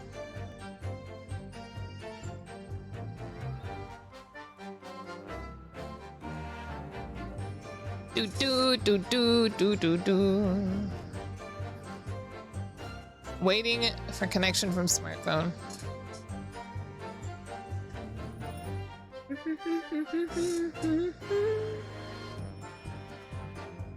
One sec. Do do do do. Oh, here we go. I'm all better. Bum bum bum bum bum bum bum bum. Welcome back, Hana's face. Thank you. If you're so sure the victim fell through the skylight, where's your proof? I got it for you, sir. Objection. Actually, I just found some. It's funny to imagine like Ryunosuke and Susato just getting up spontaneously to check out this giant carriage that's here. On the night in question, the victim was fatally stabbed in the stomach, and immediately afterwards, the victim's body was pushed to the skylight in the cabin below. Those are the facts and the irrefutable proof. Remains clearly visible in the omnibus that stands before us today in this very courtroom. What? That's utterly humbug. Ugh, you can't possibly have any evidence. No, you can't. I mean, we didn't do it, I tell you, it's impossible. Irrefutable proof, here in this courtroom. On the omnibus. Counsel. My lord, I believe everyone would appreciate a little clarification here, Where exactly within the omnibus is this evidence to which you allude? You'll point out what it is that proves the victim fell through the roof. Deck through the skylight. Whee! Right here. Right here. Got it. Got it! By Jupiter! Is that Jupiter blood? Juniper, by Juniper. Ah! This bloodstain proves two things. Firstly, when the incident occurred, the skylight of the omnibus was open. What? And secondly, the victim was already bleeding when he fell through the opening. Oh my! Juniper. I love her. And so it follows that Mr. McGilded, who was inside the enclosed cabin himself at the time, cannot possibly be guilty of this crime. No! I love Juniper. Order! Order! Order! Hold it! Hold it! But the blood could have been sprayed up there where the fellow was stabbed inside the cabin. But then the thing would have been open already. And holy crap, that's that kind of blood spray just going straight up like that. And it only found its way on that one particular spot in the skylight, sure, and that would be very convenient. Ugh. And let's keep in mind that the skylight catch can only be unfastened from the roof deck. I myself wouldn't have been able to open it now, could I? Or would I? But, there's no way to know for certain, is there? If the gent really fell through the skylight, I mean. Why is Gina holding her head down? I don't know. Why don't you have a good look at the floor of the cabin between the two seats, Mr. First? Just all too plain, if you see. There's the aftermath that shows the poor fella dropped from a fair height right there, so it is. What? No! But it can't be. It's all lies! Hold it! Oh, here he goes. Oh, okay. Oh, it's about to happen again where damn, not Von Karma. What's his name again? I forget. Van Zeeks. It's like, y'all are fucking idiots! My fellow juror members. I think we can all agree that this is clear proof of the defendant's innocence, can't we? I believe we can. Yes, sir. It's clear to me now where the filthy rubbish can be found in this courtroom. So they thought they could pull the wool over my eyes, did they? Her furious typing again. Hi, Pickle. I won't tolerate any of the guild's carriages being sullied with blood. I won't tolerate it. Oh, I always knew that nice gentleman who gave us that delightful part couldn't have done such a thing. Pickle, Pickle, Pickle, Pickle. Pickle, what are you doing? You're so nosy. On three then, everyone. 1, 2, 3. Objection! Oh. He single-handedly stopped it once more. Chilling performance, Mr. McGilded. Oh, and what would you be referring to there now, Lord Van Zeeks? A bloodstain on the frame of the skylight. Such evidence is null and void. What? Why? For one extremely simple reason. That smear of blood never existed. Objection. What are you talking about? It's there for all to see, and it's clearly blood. Objection! Hi, Pickle. I personally attended Scotland Yard's investigation of the omnibus. The officers involved went over the carriage with a fine-tooth comb. So I can state with absolute surety. Surety? What does that mean? No such smear of blood existed in the carriage. At least, not until this trial began. But are you suggesting, Lord Van Zeeks, that the stain of blood was fabricated, my lord? Yes, and while this court has been in session. What? Pickle ran away again. I'm being too loud for him. What a palaver. Palaver? I must say, I didn't expect such crude reasoning from a prosecutor of your standing, Lord Van Zeeks. He's not gonna let that get to him. But I am Magnus McGilded, a fellow known all over the capital for his fine contributions to public life. I don't take kindly to slander, and I'll fight it to the bitter end. Even if it's rolling out the tongue of the Reaper of the Bailey. Mr. McGilded, I realize that this is your first appearance in court as the accused. However, I am well aware of your involvement behind the scenes in a great many affairs of dubious nature. Oh! You're very adept when it comes to avoiding getting your own hands dirty. And each time it happens that a case you're involved in is investigated, you adapt the facts. Adapt the facts? What does that even mean? When you wield a fortune the size of Mr. McGilded's, however ill-gotten it may be, nothing is impossible. Tampering with evidence, manipulating the scene of a crime, bribing witnesses, What am I saying? I toast your ability to concoct the most convenient of stories, sir. Bribery. Tut tut, Lord Van Zeeks, this will not do to be sure. Will it now, Counsel? Oh, no.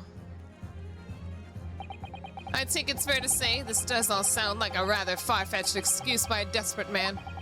The blood on the skylight didn't exist, you say? But if yous will all cast your minds back, is it not true that the omnibus there had been in the courtroom the entire time? How could anyone possibly have put a smear of blood on it without the world and his wife seeing? You know, when the girl came in with the smoke bomb. Isn't that right now, Counsel? It's true. The omnibus has been in full view the entire time the court has been in session. My learned friend. Here's to hearing your opinion on this matter in your own words. He's trusting me. I have to. I can't let him down. He's too cool. As you wish. Could someone have tampered with the omnibus during this trial? If you're asking me, I think it's definitely possible. I mean, we already know for a fact that it's been tampered with already. As a defense lawyer, it's my job to advocate for the defendant as best I can. But still, I feel as though there's something even more important at stake here.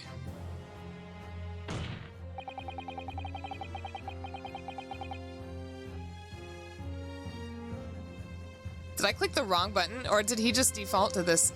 There's no evidence to suggest that the defendant did as my learned friend suggests. However, in terms of having the opportunity to carry out the alleged tampering, there is one possibility. Oh, okay. Oh! Good gracious. Explain yourself, Counsel.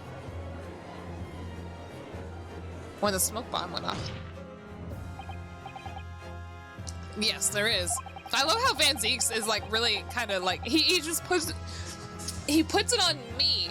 He literally has the floor. And to say, that's not true. He's done it already. It seems my learned Nipponese friend has no intention of running from his seat. You gonna have a pint after this deceit? I'm sure everyone still remembers clearly. There's recess that we were forced to take as a result of the smoke grenade fired by the witness currently in the stand, Miss Gina Lestrade.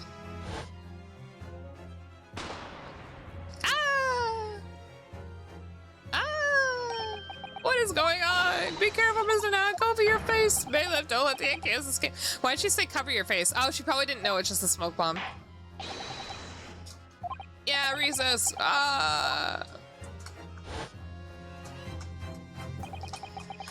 The courtroom was filled with smoke and everyone was thrown into confusion. All of us were made to leave this chamber. In that brief interval, under the veil of smoke and in the chaos, it could have been possible to steal inside the omnibus. I love how it spins around like that.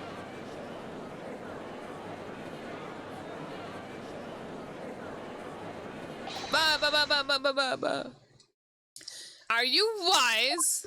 I think I am. There's a very, very big brain in my head. Very big brain. What are you trying to pull, you rotten feckless gouger? Oh my goodness. The feckless gouger? You're supposed to be defending me. Tis a wicked plot. Tis a plot to undermine me, so it is. Objection. I'm not here for you, I'm here for the law. Whatever you think this is, it changes nothing. The facts are the same. Oh. After this courtroom was evacuated earlier as a result of the smoke grenade, a number of inconsistencies materialized in relation to the omnibus. Inconsistencies such as, to start with, the storage compartment underneath the rear passenger seat. Yeah, it was really confusing when I looked at it earlier. When the police investigated the omnibus, this compartment was full of the driver's items. Secondly, we have the smear of blood on the edge of the skylight. As I have said, that was not present at the start of the trial this morning. What's really weird is that, like, yeah, I was there with Scotland Yard, but, like, he hasn't provided any documents to actually, like, prove this stuff. No mention of the floor blood. Not yet. Not yet.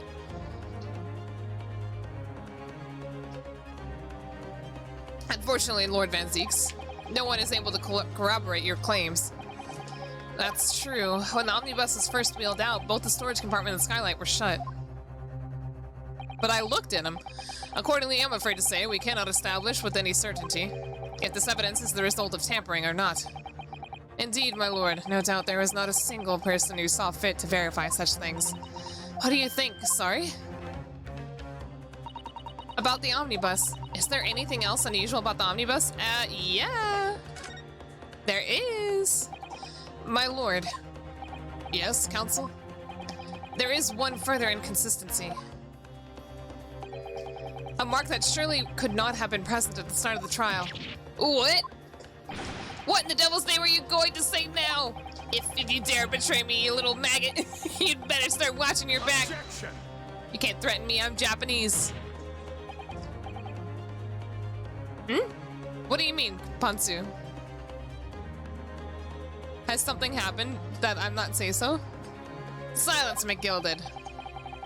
The court awaits the defense clarification. Wait, what did I say? Grr. This trial keeps swinging one way and then another. I have no idea what the truth is and what's deception. Oh, okay. What am I supposed to believe here? I shall have to ask you to elaborate, counsel. Where exactly is this alleged mark you claim to have appeared at some point during the trial? Right under our noses. Got it! If you consider that the victim fell through the skylight onto the floor of the cabin, you would certainly expect to find signs of blood where he landed. I asked Sargatana's trade chat for someone with experience to hold hands with and a bunch of people referenced you. Oh yeah, show proof. I'm gonna need your evidence, Ponsu. But as far as I recall, this blood stain on the cabin floor was not there when the omnibus was first brought into the courtroom. You're gonna come into my stream with an accusation such as that? Imagine my, watch my hand-holding videos actually like a lot, or my hand-holding clip is a lot more popular than I could have imagined. Good lord.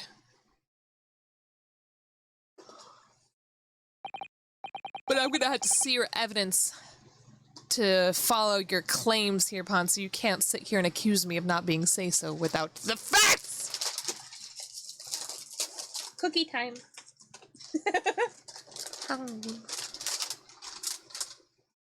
That's all. I believe I'm correct. Alright, Bug. Go eat a cookie real quick.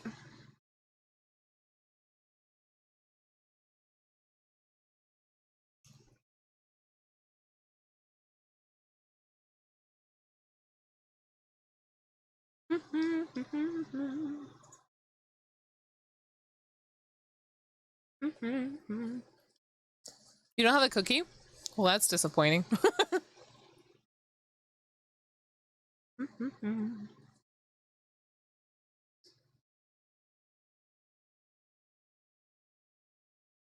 Fig Newtons are great. Good job, Ponsu. Alright, let's continue. Well said. Although, as advocate for the defense, one might say that it was a very careless slip of the tongue. Eh? I had a slip of the tongue? I believe that blood stain on the floor is a decisive piece of evidence. Of not actual evidence! But the question is whether the evidence is genuine or whether it was unlawfully fabricated by someone.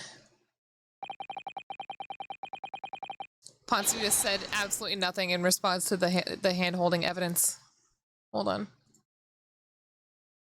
Nothing in the Final Fantasy XIV channel either.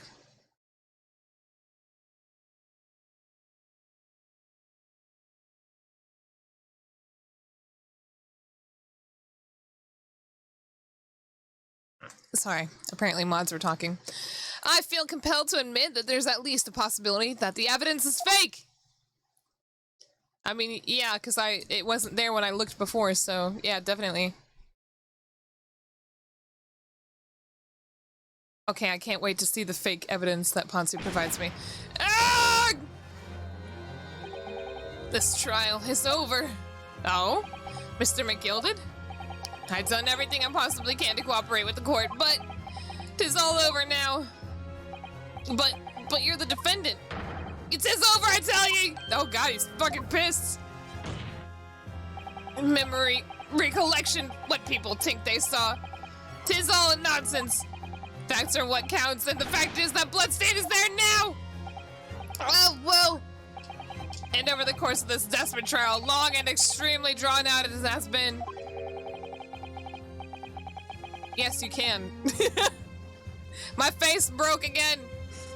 That good for nothing Reaper of the Bailey has failed to present any decisive evidence at all. Why is my face like this? Oh, here we go. I'm scandalized, so I am. I thought better of Lord Van Zeeks. Well, my lord! He's so pissed. I must concur with the defendant. The unaffirmed recollections of an individual cannot stand as evidence. What do you mean? At this moment in time, the particular bloodstain in the question is very much in existence. And in the absence of any credible method by which to prove its alleged previous non-existence, I regret to say that it would be improper for this trial to continue. What the fuck is going on? Your lordship can't be serious. Lord Van Zeeks, what is your position? The prosecution, my lord, has no further witnesses or evidence to present. Is there not like a document of like the Scotland Yard review? Well, now I'm curious, Ponsu. I want to see this proof. Even if it is fake. Very well. In that case, as I believe we have explored every possible avenue in this matter, I shall proceed to my education. As a formality, I am, of course, obliged to confirm with the defendant first, or defense first.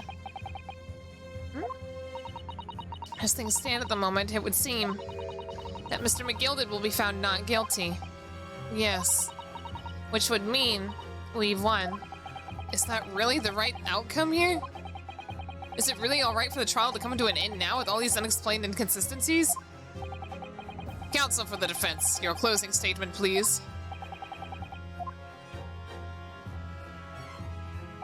Yes, my lord. The defense believes...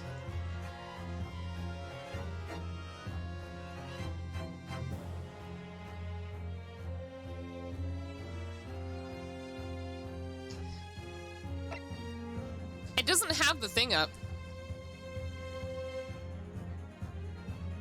But I'm not sure if that matters. I don't think he's innocent. For one, his outbursts. But I feel like they would require me to provide evidence. And...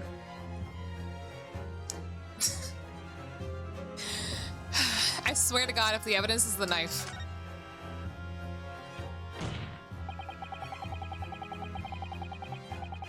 I'm here in this courtroom today to advocate for the defense of my client, Mr. McGilded, however. At this moment in time, I cannot in all good conscience attest fully to the defendant's innocence. What are you saying, man? Man!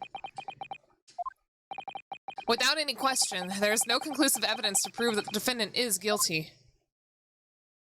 However, there is also no conclusive evidence to prove that he is innocent. Good gracious me! Men! Order! This is unprecedented behavior, counsel.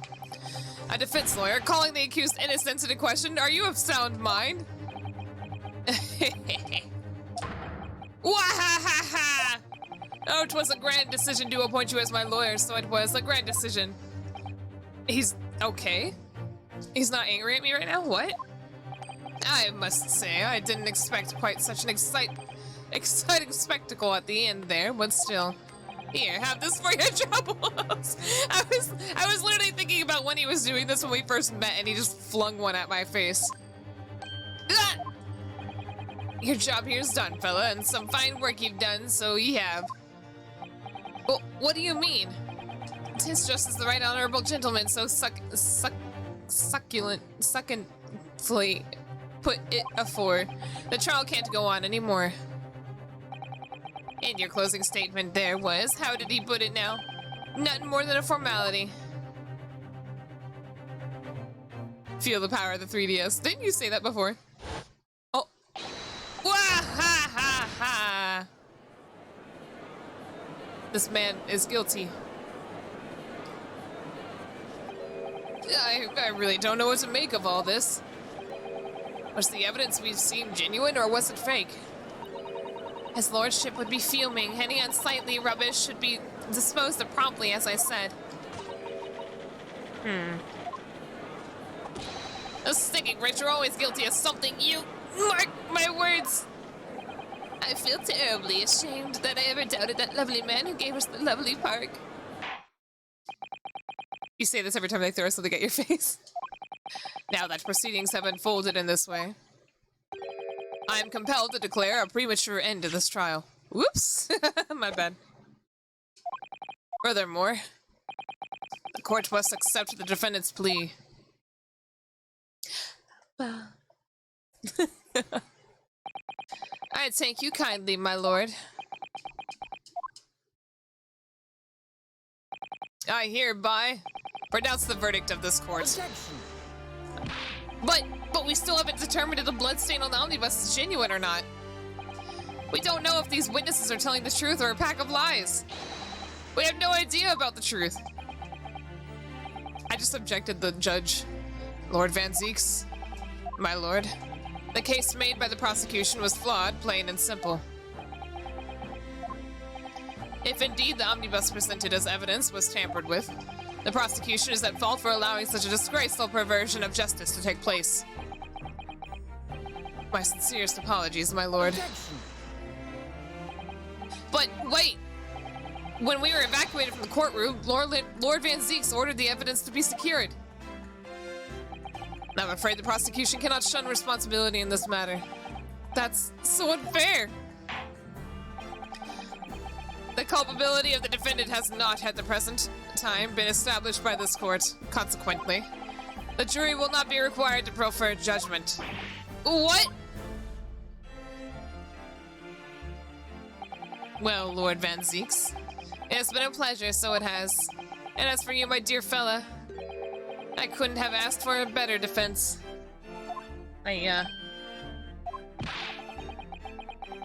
Do you mean to tell me that this has all been a grand waste of time? 'Tis the law of the land, my good man. If you'd like to pursue this matter further, you can always go ahead and try to change the law. Magnus McGilded. Good grief, you've more to say to me, have you? Just one thing, a warning. This is far from over. Oh. Well, something to be looking forward to then. Wahahaha! This is so... I hereby pronounce the defendant, Mr. Magnus McGilted, not guilty.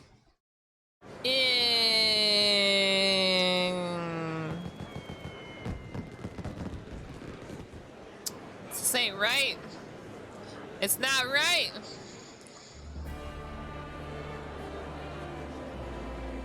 Fireworks inside. I can't believe it. This is an outrage. They should have examined the evidence more.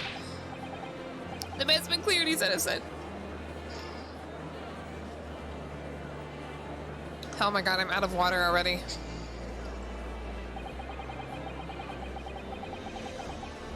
With the courtroom in pandemonium for the second time that day, the judge delivered his verdict. My first ever trial in Great Britain came to an abrupt end, with the defendant being found not guilty. Ostensibly a victory for us. This is so wild because literally the prosecution and us essentially were against him. And yet... because we couldn't prove that the evidence was tampered with. Alright, one sec. I'm gonna go get a more water. Hey, more water. Hold on, Ponzi. I drink in just a sec. Gotta get more water. Ah! Cream.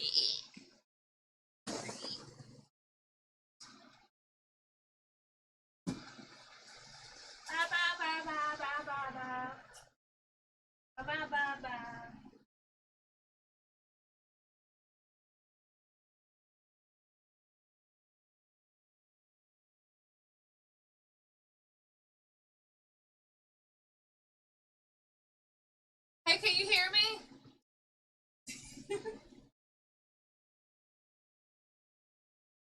I want pizza. I'm so hungry.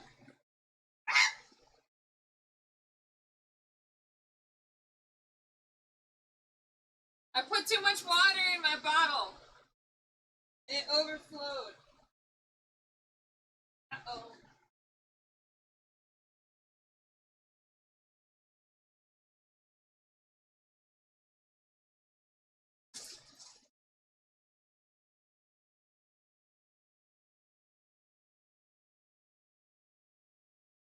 Ah, it's spilling. Waste.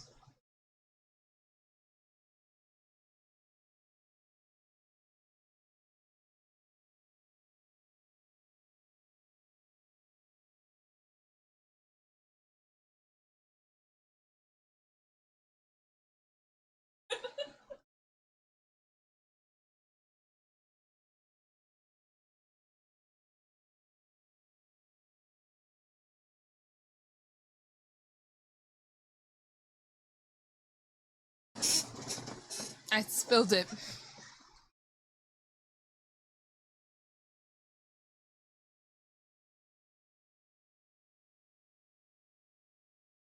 Hey, give me a break. The light was off. Sorry. One sec. Okay, I'm back. Oops. Well, the case isn't over because I still have all the evidence, apparently. Okay. Alright.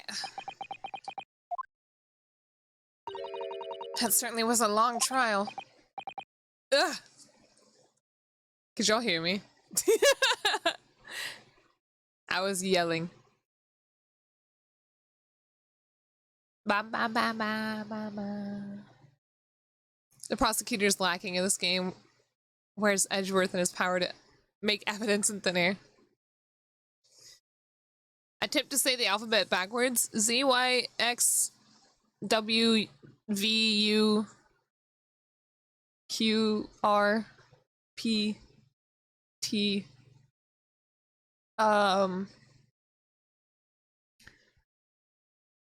S,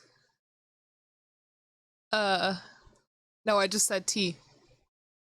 T, T, S, Q. Fuck. None of this is right.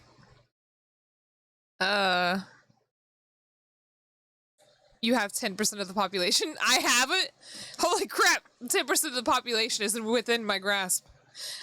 I'm pretty sure I did not say the alphabet backwards correctly. I'm legally drunk? What the fuck? I know ZYX. Only because of Yu-Gi-Oh! I'm legally drunk on life, on being a VTuber. Holy fuck. Oh, yes it was. Your first ever trial in foreign soil and your first victory. It was a wonderful performance. My heartfelt congratulations. And to you, Mrs. Sato, thank you for your assistance. I suppose we should be happy. The trouble is, we're still completely in the dark about what actually happened. Well, we didn't have enough time. But isn't it wrong? I mean, who was actually responsible for Mr. Mason's death? It's not XYZ, it's XZs. I thought you said it's sheesh! Sheesh! Fun fact, if a spider on the planet started eating humans, they could devour the human population in days. Oh, if every spider. You're legally drunk on one of 3 counts. You can't alphabet. Alphabet. I was gonna say something. I can't say it. That's not me. I'm too say so. We don't even know that. The sole aim of the defense is to obtain a verdict that exonerates the defendant. You carried out your duty to perfection. Aye, that you did. Mr. McGilded. Oh, and that girl's with him too. Well, it seems the stories are true. I hope there's a second case where he is, where, I am a lawyer for the other guys instead now. But I don't think that's how this works. I'm not sure. Oh, what stories? About the 6 enormous fireworks they do be letting off when there's a verdict of not guilty. I'm sure you must have seen them now. Spectacular, wouldn't you say? Yes, definitely. I'd heard it was a sight to behold, and to be sure it was. And I have you to thank, I suppose, for having an opportunity to see it. Wah ha ha ha! Oh, I don't know about that. I'm not sure I really did anything. What on earth are you saying, fella? How did I walk out of here a free man, then? I don't think it was so much thanks to me as down to your planning. You're a straight-talking fellow, aren't ye? I must say, ye had me astray in the head there once or twice. But you're young and headstrong. Wah-ha-ha! Oh, I don't know what he said. Water under the bridge, probably. What if he's the murder victim? Holy fuck! This man's dead! You think last night I was drunk? Oh, God, I'm just spilling water everywhere. Hold on.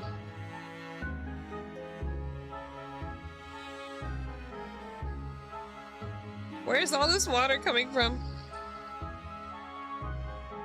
Oh, it had accumulated under the thing. That's where it's spilling from. Okay. Hold on. I gotta twist it back on.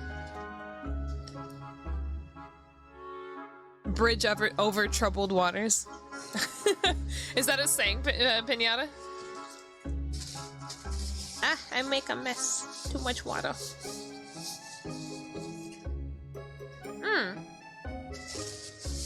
I did not know.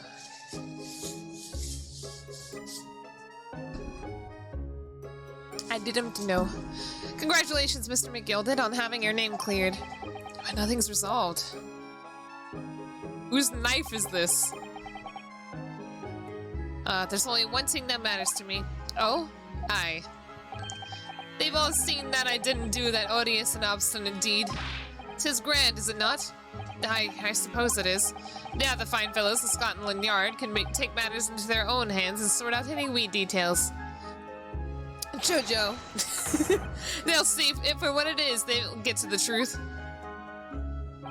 I have absolute faith in them, so I have, after all.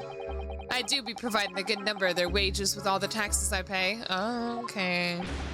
Wah ha ha ha! It's not that funny. So then, as we agreed aforehand, 1,000 guineas for your troubles, fellas. Oh, no, I couldn't possibly accept that much. Bewitz, you're a humble person, are you? You from the east? Well, if you insist. Woo! But have this. Still and all, you deserve a reward. Mr. Magnus McGilded! You're a fucking fraud. Everything is ready, sir, if you'd like to follow me into the courtroom. Into the courtroom? What's this, officer? 'Tis sooner than I was led to believe. I hope it's not inconvenient, sir. There were some changes to the schedule. Well, I must be making tracks now. 'Tis time for the inspection. Sorry? What inspection? They're going to examine the omnibus again, so I'm told. I asked if I could be present for it myself. They're going to examine it again? Now? Naturally, I'm under no obligation to take part in any more of this matter now. But as an upstanding member of London society, I do be doing my best. To help where I can.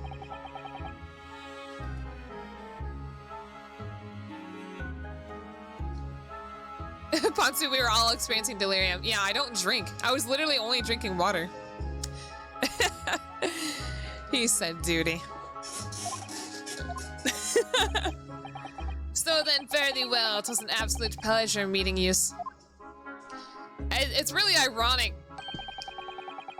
Don't go accusing me of being drunk, especially when you know how I feel about that stuff. Ain't no reason for you to be acting like that.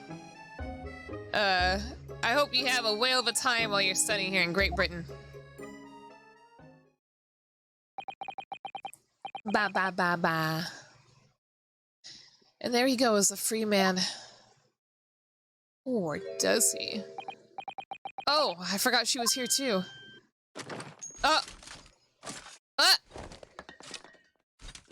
All these random sounds. Don't move. Or as I want to say, get a move on. She really does take forever to load that thing. Miss Lestrade, would you mind putting that thing down? You're a grown-up. Sorry. And I hate all grown-ups. Ah, there you are! Who's that? Oh, who's this? Naughty, naughty, running off like that. Is she the one who made the gun?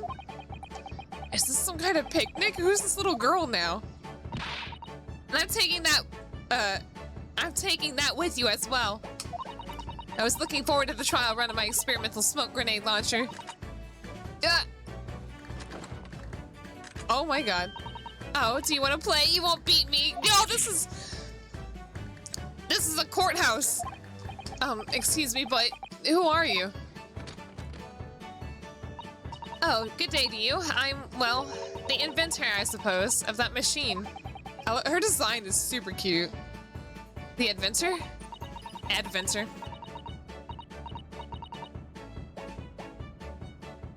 Well, normal smoke grenades are so dull, don't you agree? White, white, and more white. If you have to be shrouded in smoke, it could at least be a pretty color, I thought to myself. Do we have to be shrouded in smoke, though? At all? I just took my eyes off it for a moment while I was changing into a different omnibus, and she pinched it.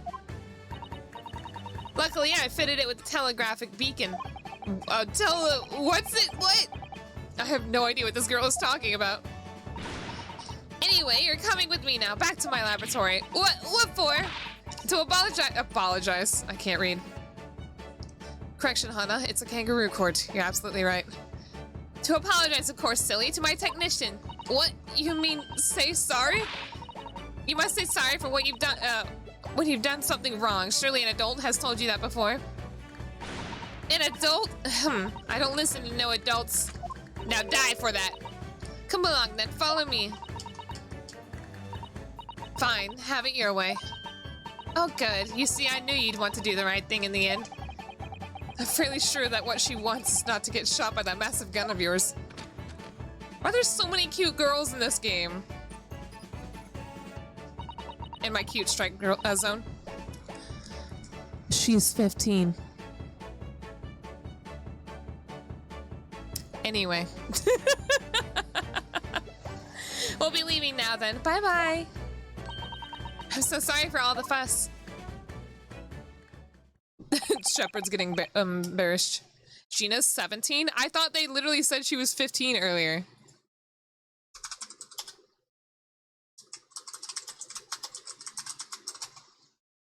Check the record. Accused of murder. I thought I could have sworn they said she was 15. Oh, she is 17.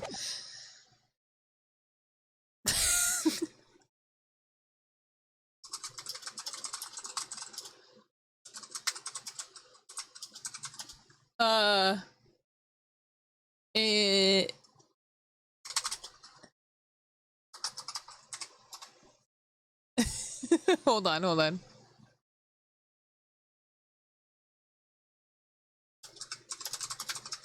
Hold on.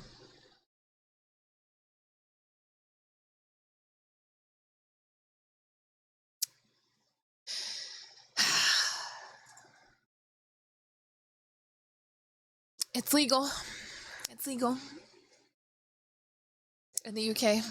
Okay. Disappointing. Why was I thinking she was 15? Well, maybe it's because he said she was young or something.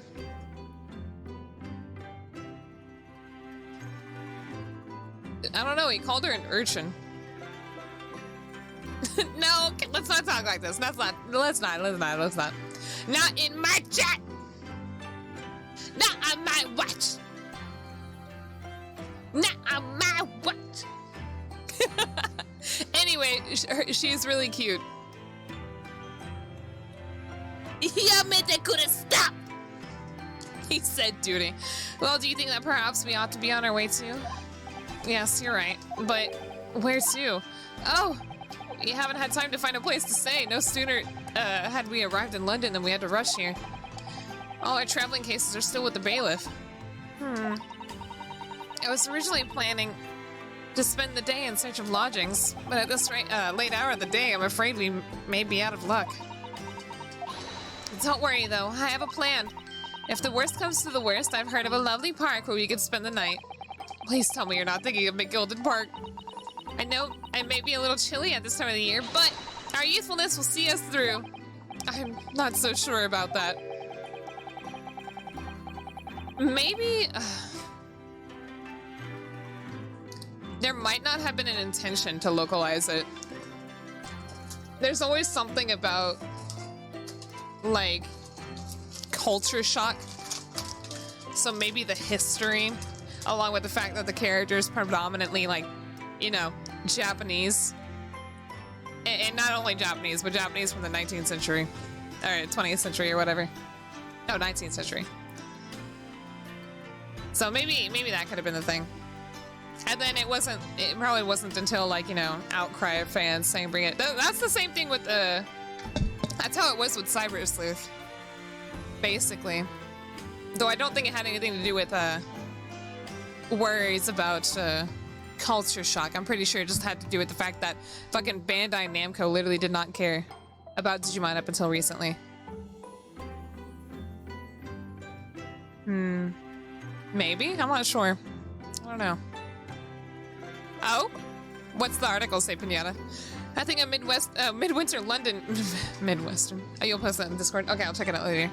I think a midwinter London night will freeze a young person solid just as easily as an elderly one. Oh dear, look at her eyes! That doesn't sound agreeable. Look at her. Now I'm starting to regret turning Mr. McGilded down. My face again! That 1,000 guineas would have paid for a lovely warm room or mansion. Oh, I need to save the game, please. And so, the trial that determined my worthiness for the study tour was over by the end of the first day in London. However, as we were soon to learn, there were more trying times ahead, just as the Reaper of the Bailey had warned. The case was far from over.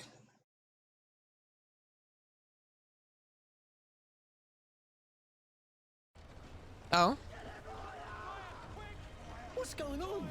Oi, what's going on? Is the court on fire? Oh, they're burning the... What?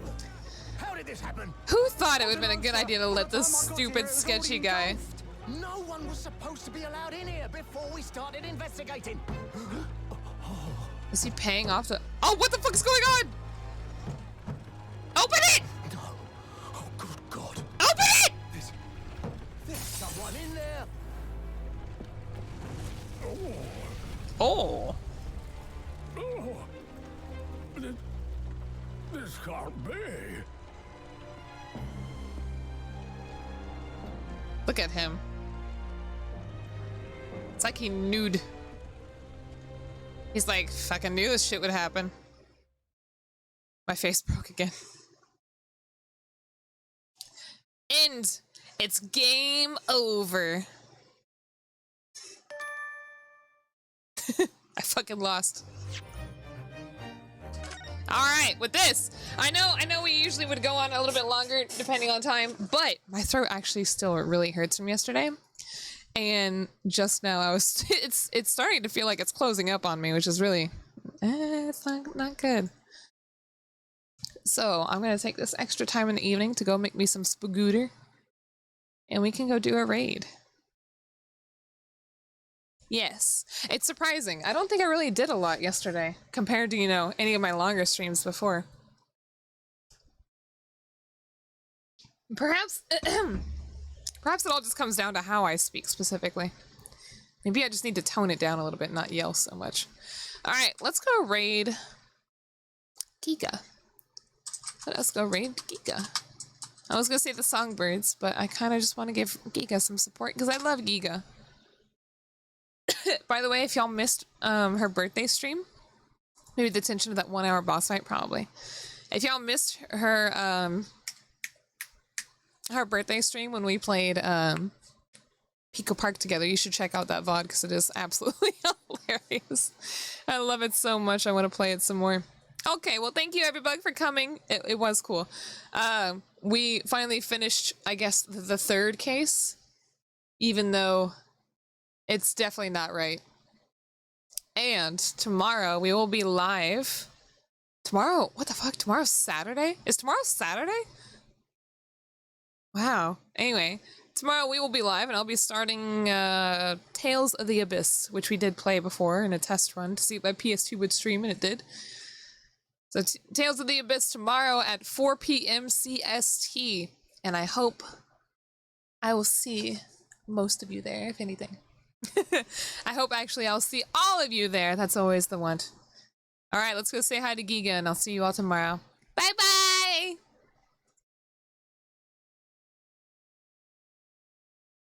Quietly click off. And some of you will be like, hey, I gotta go, good night. But I mean, like, the way they say it, you can tell they're just, like, not standard Twitch chatters. Hana, welcome! Oh, I forgot to stop streaming. Hana, we're playing the most fun game.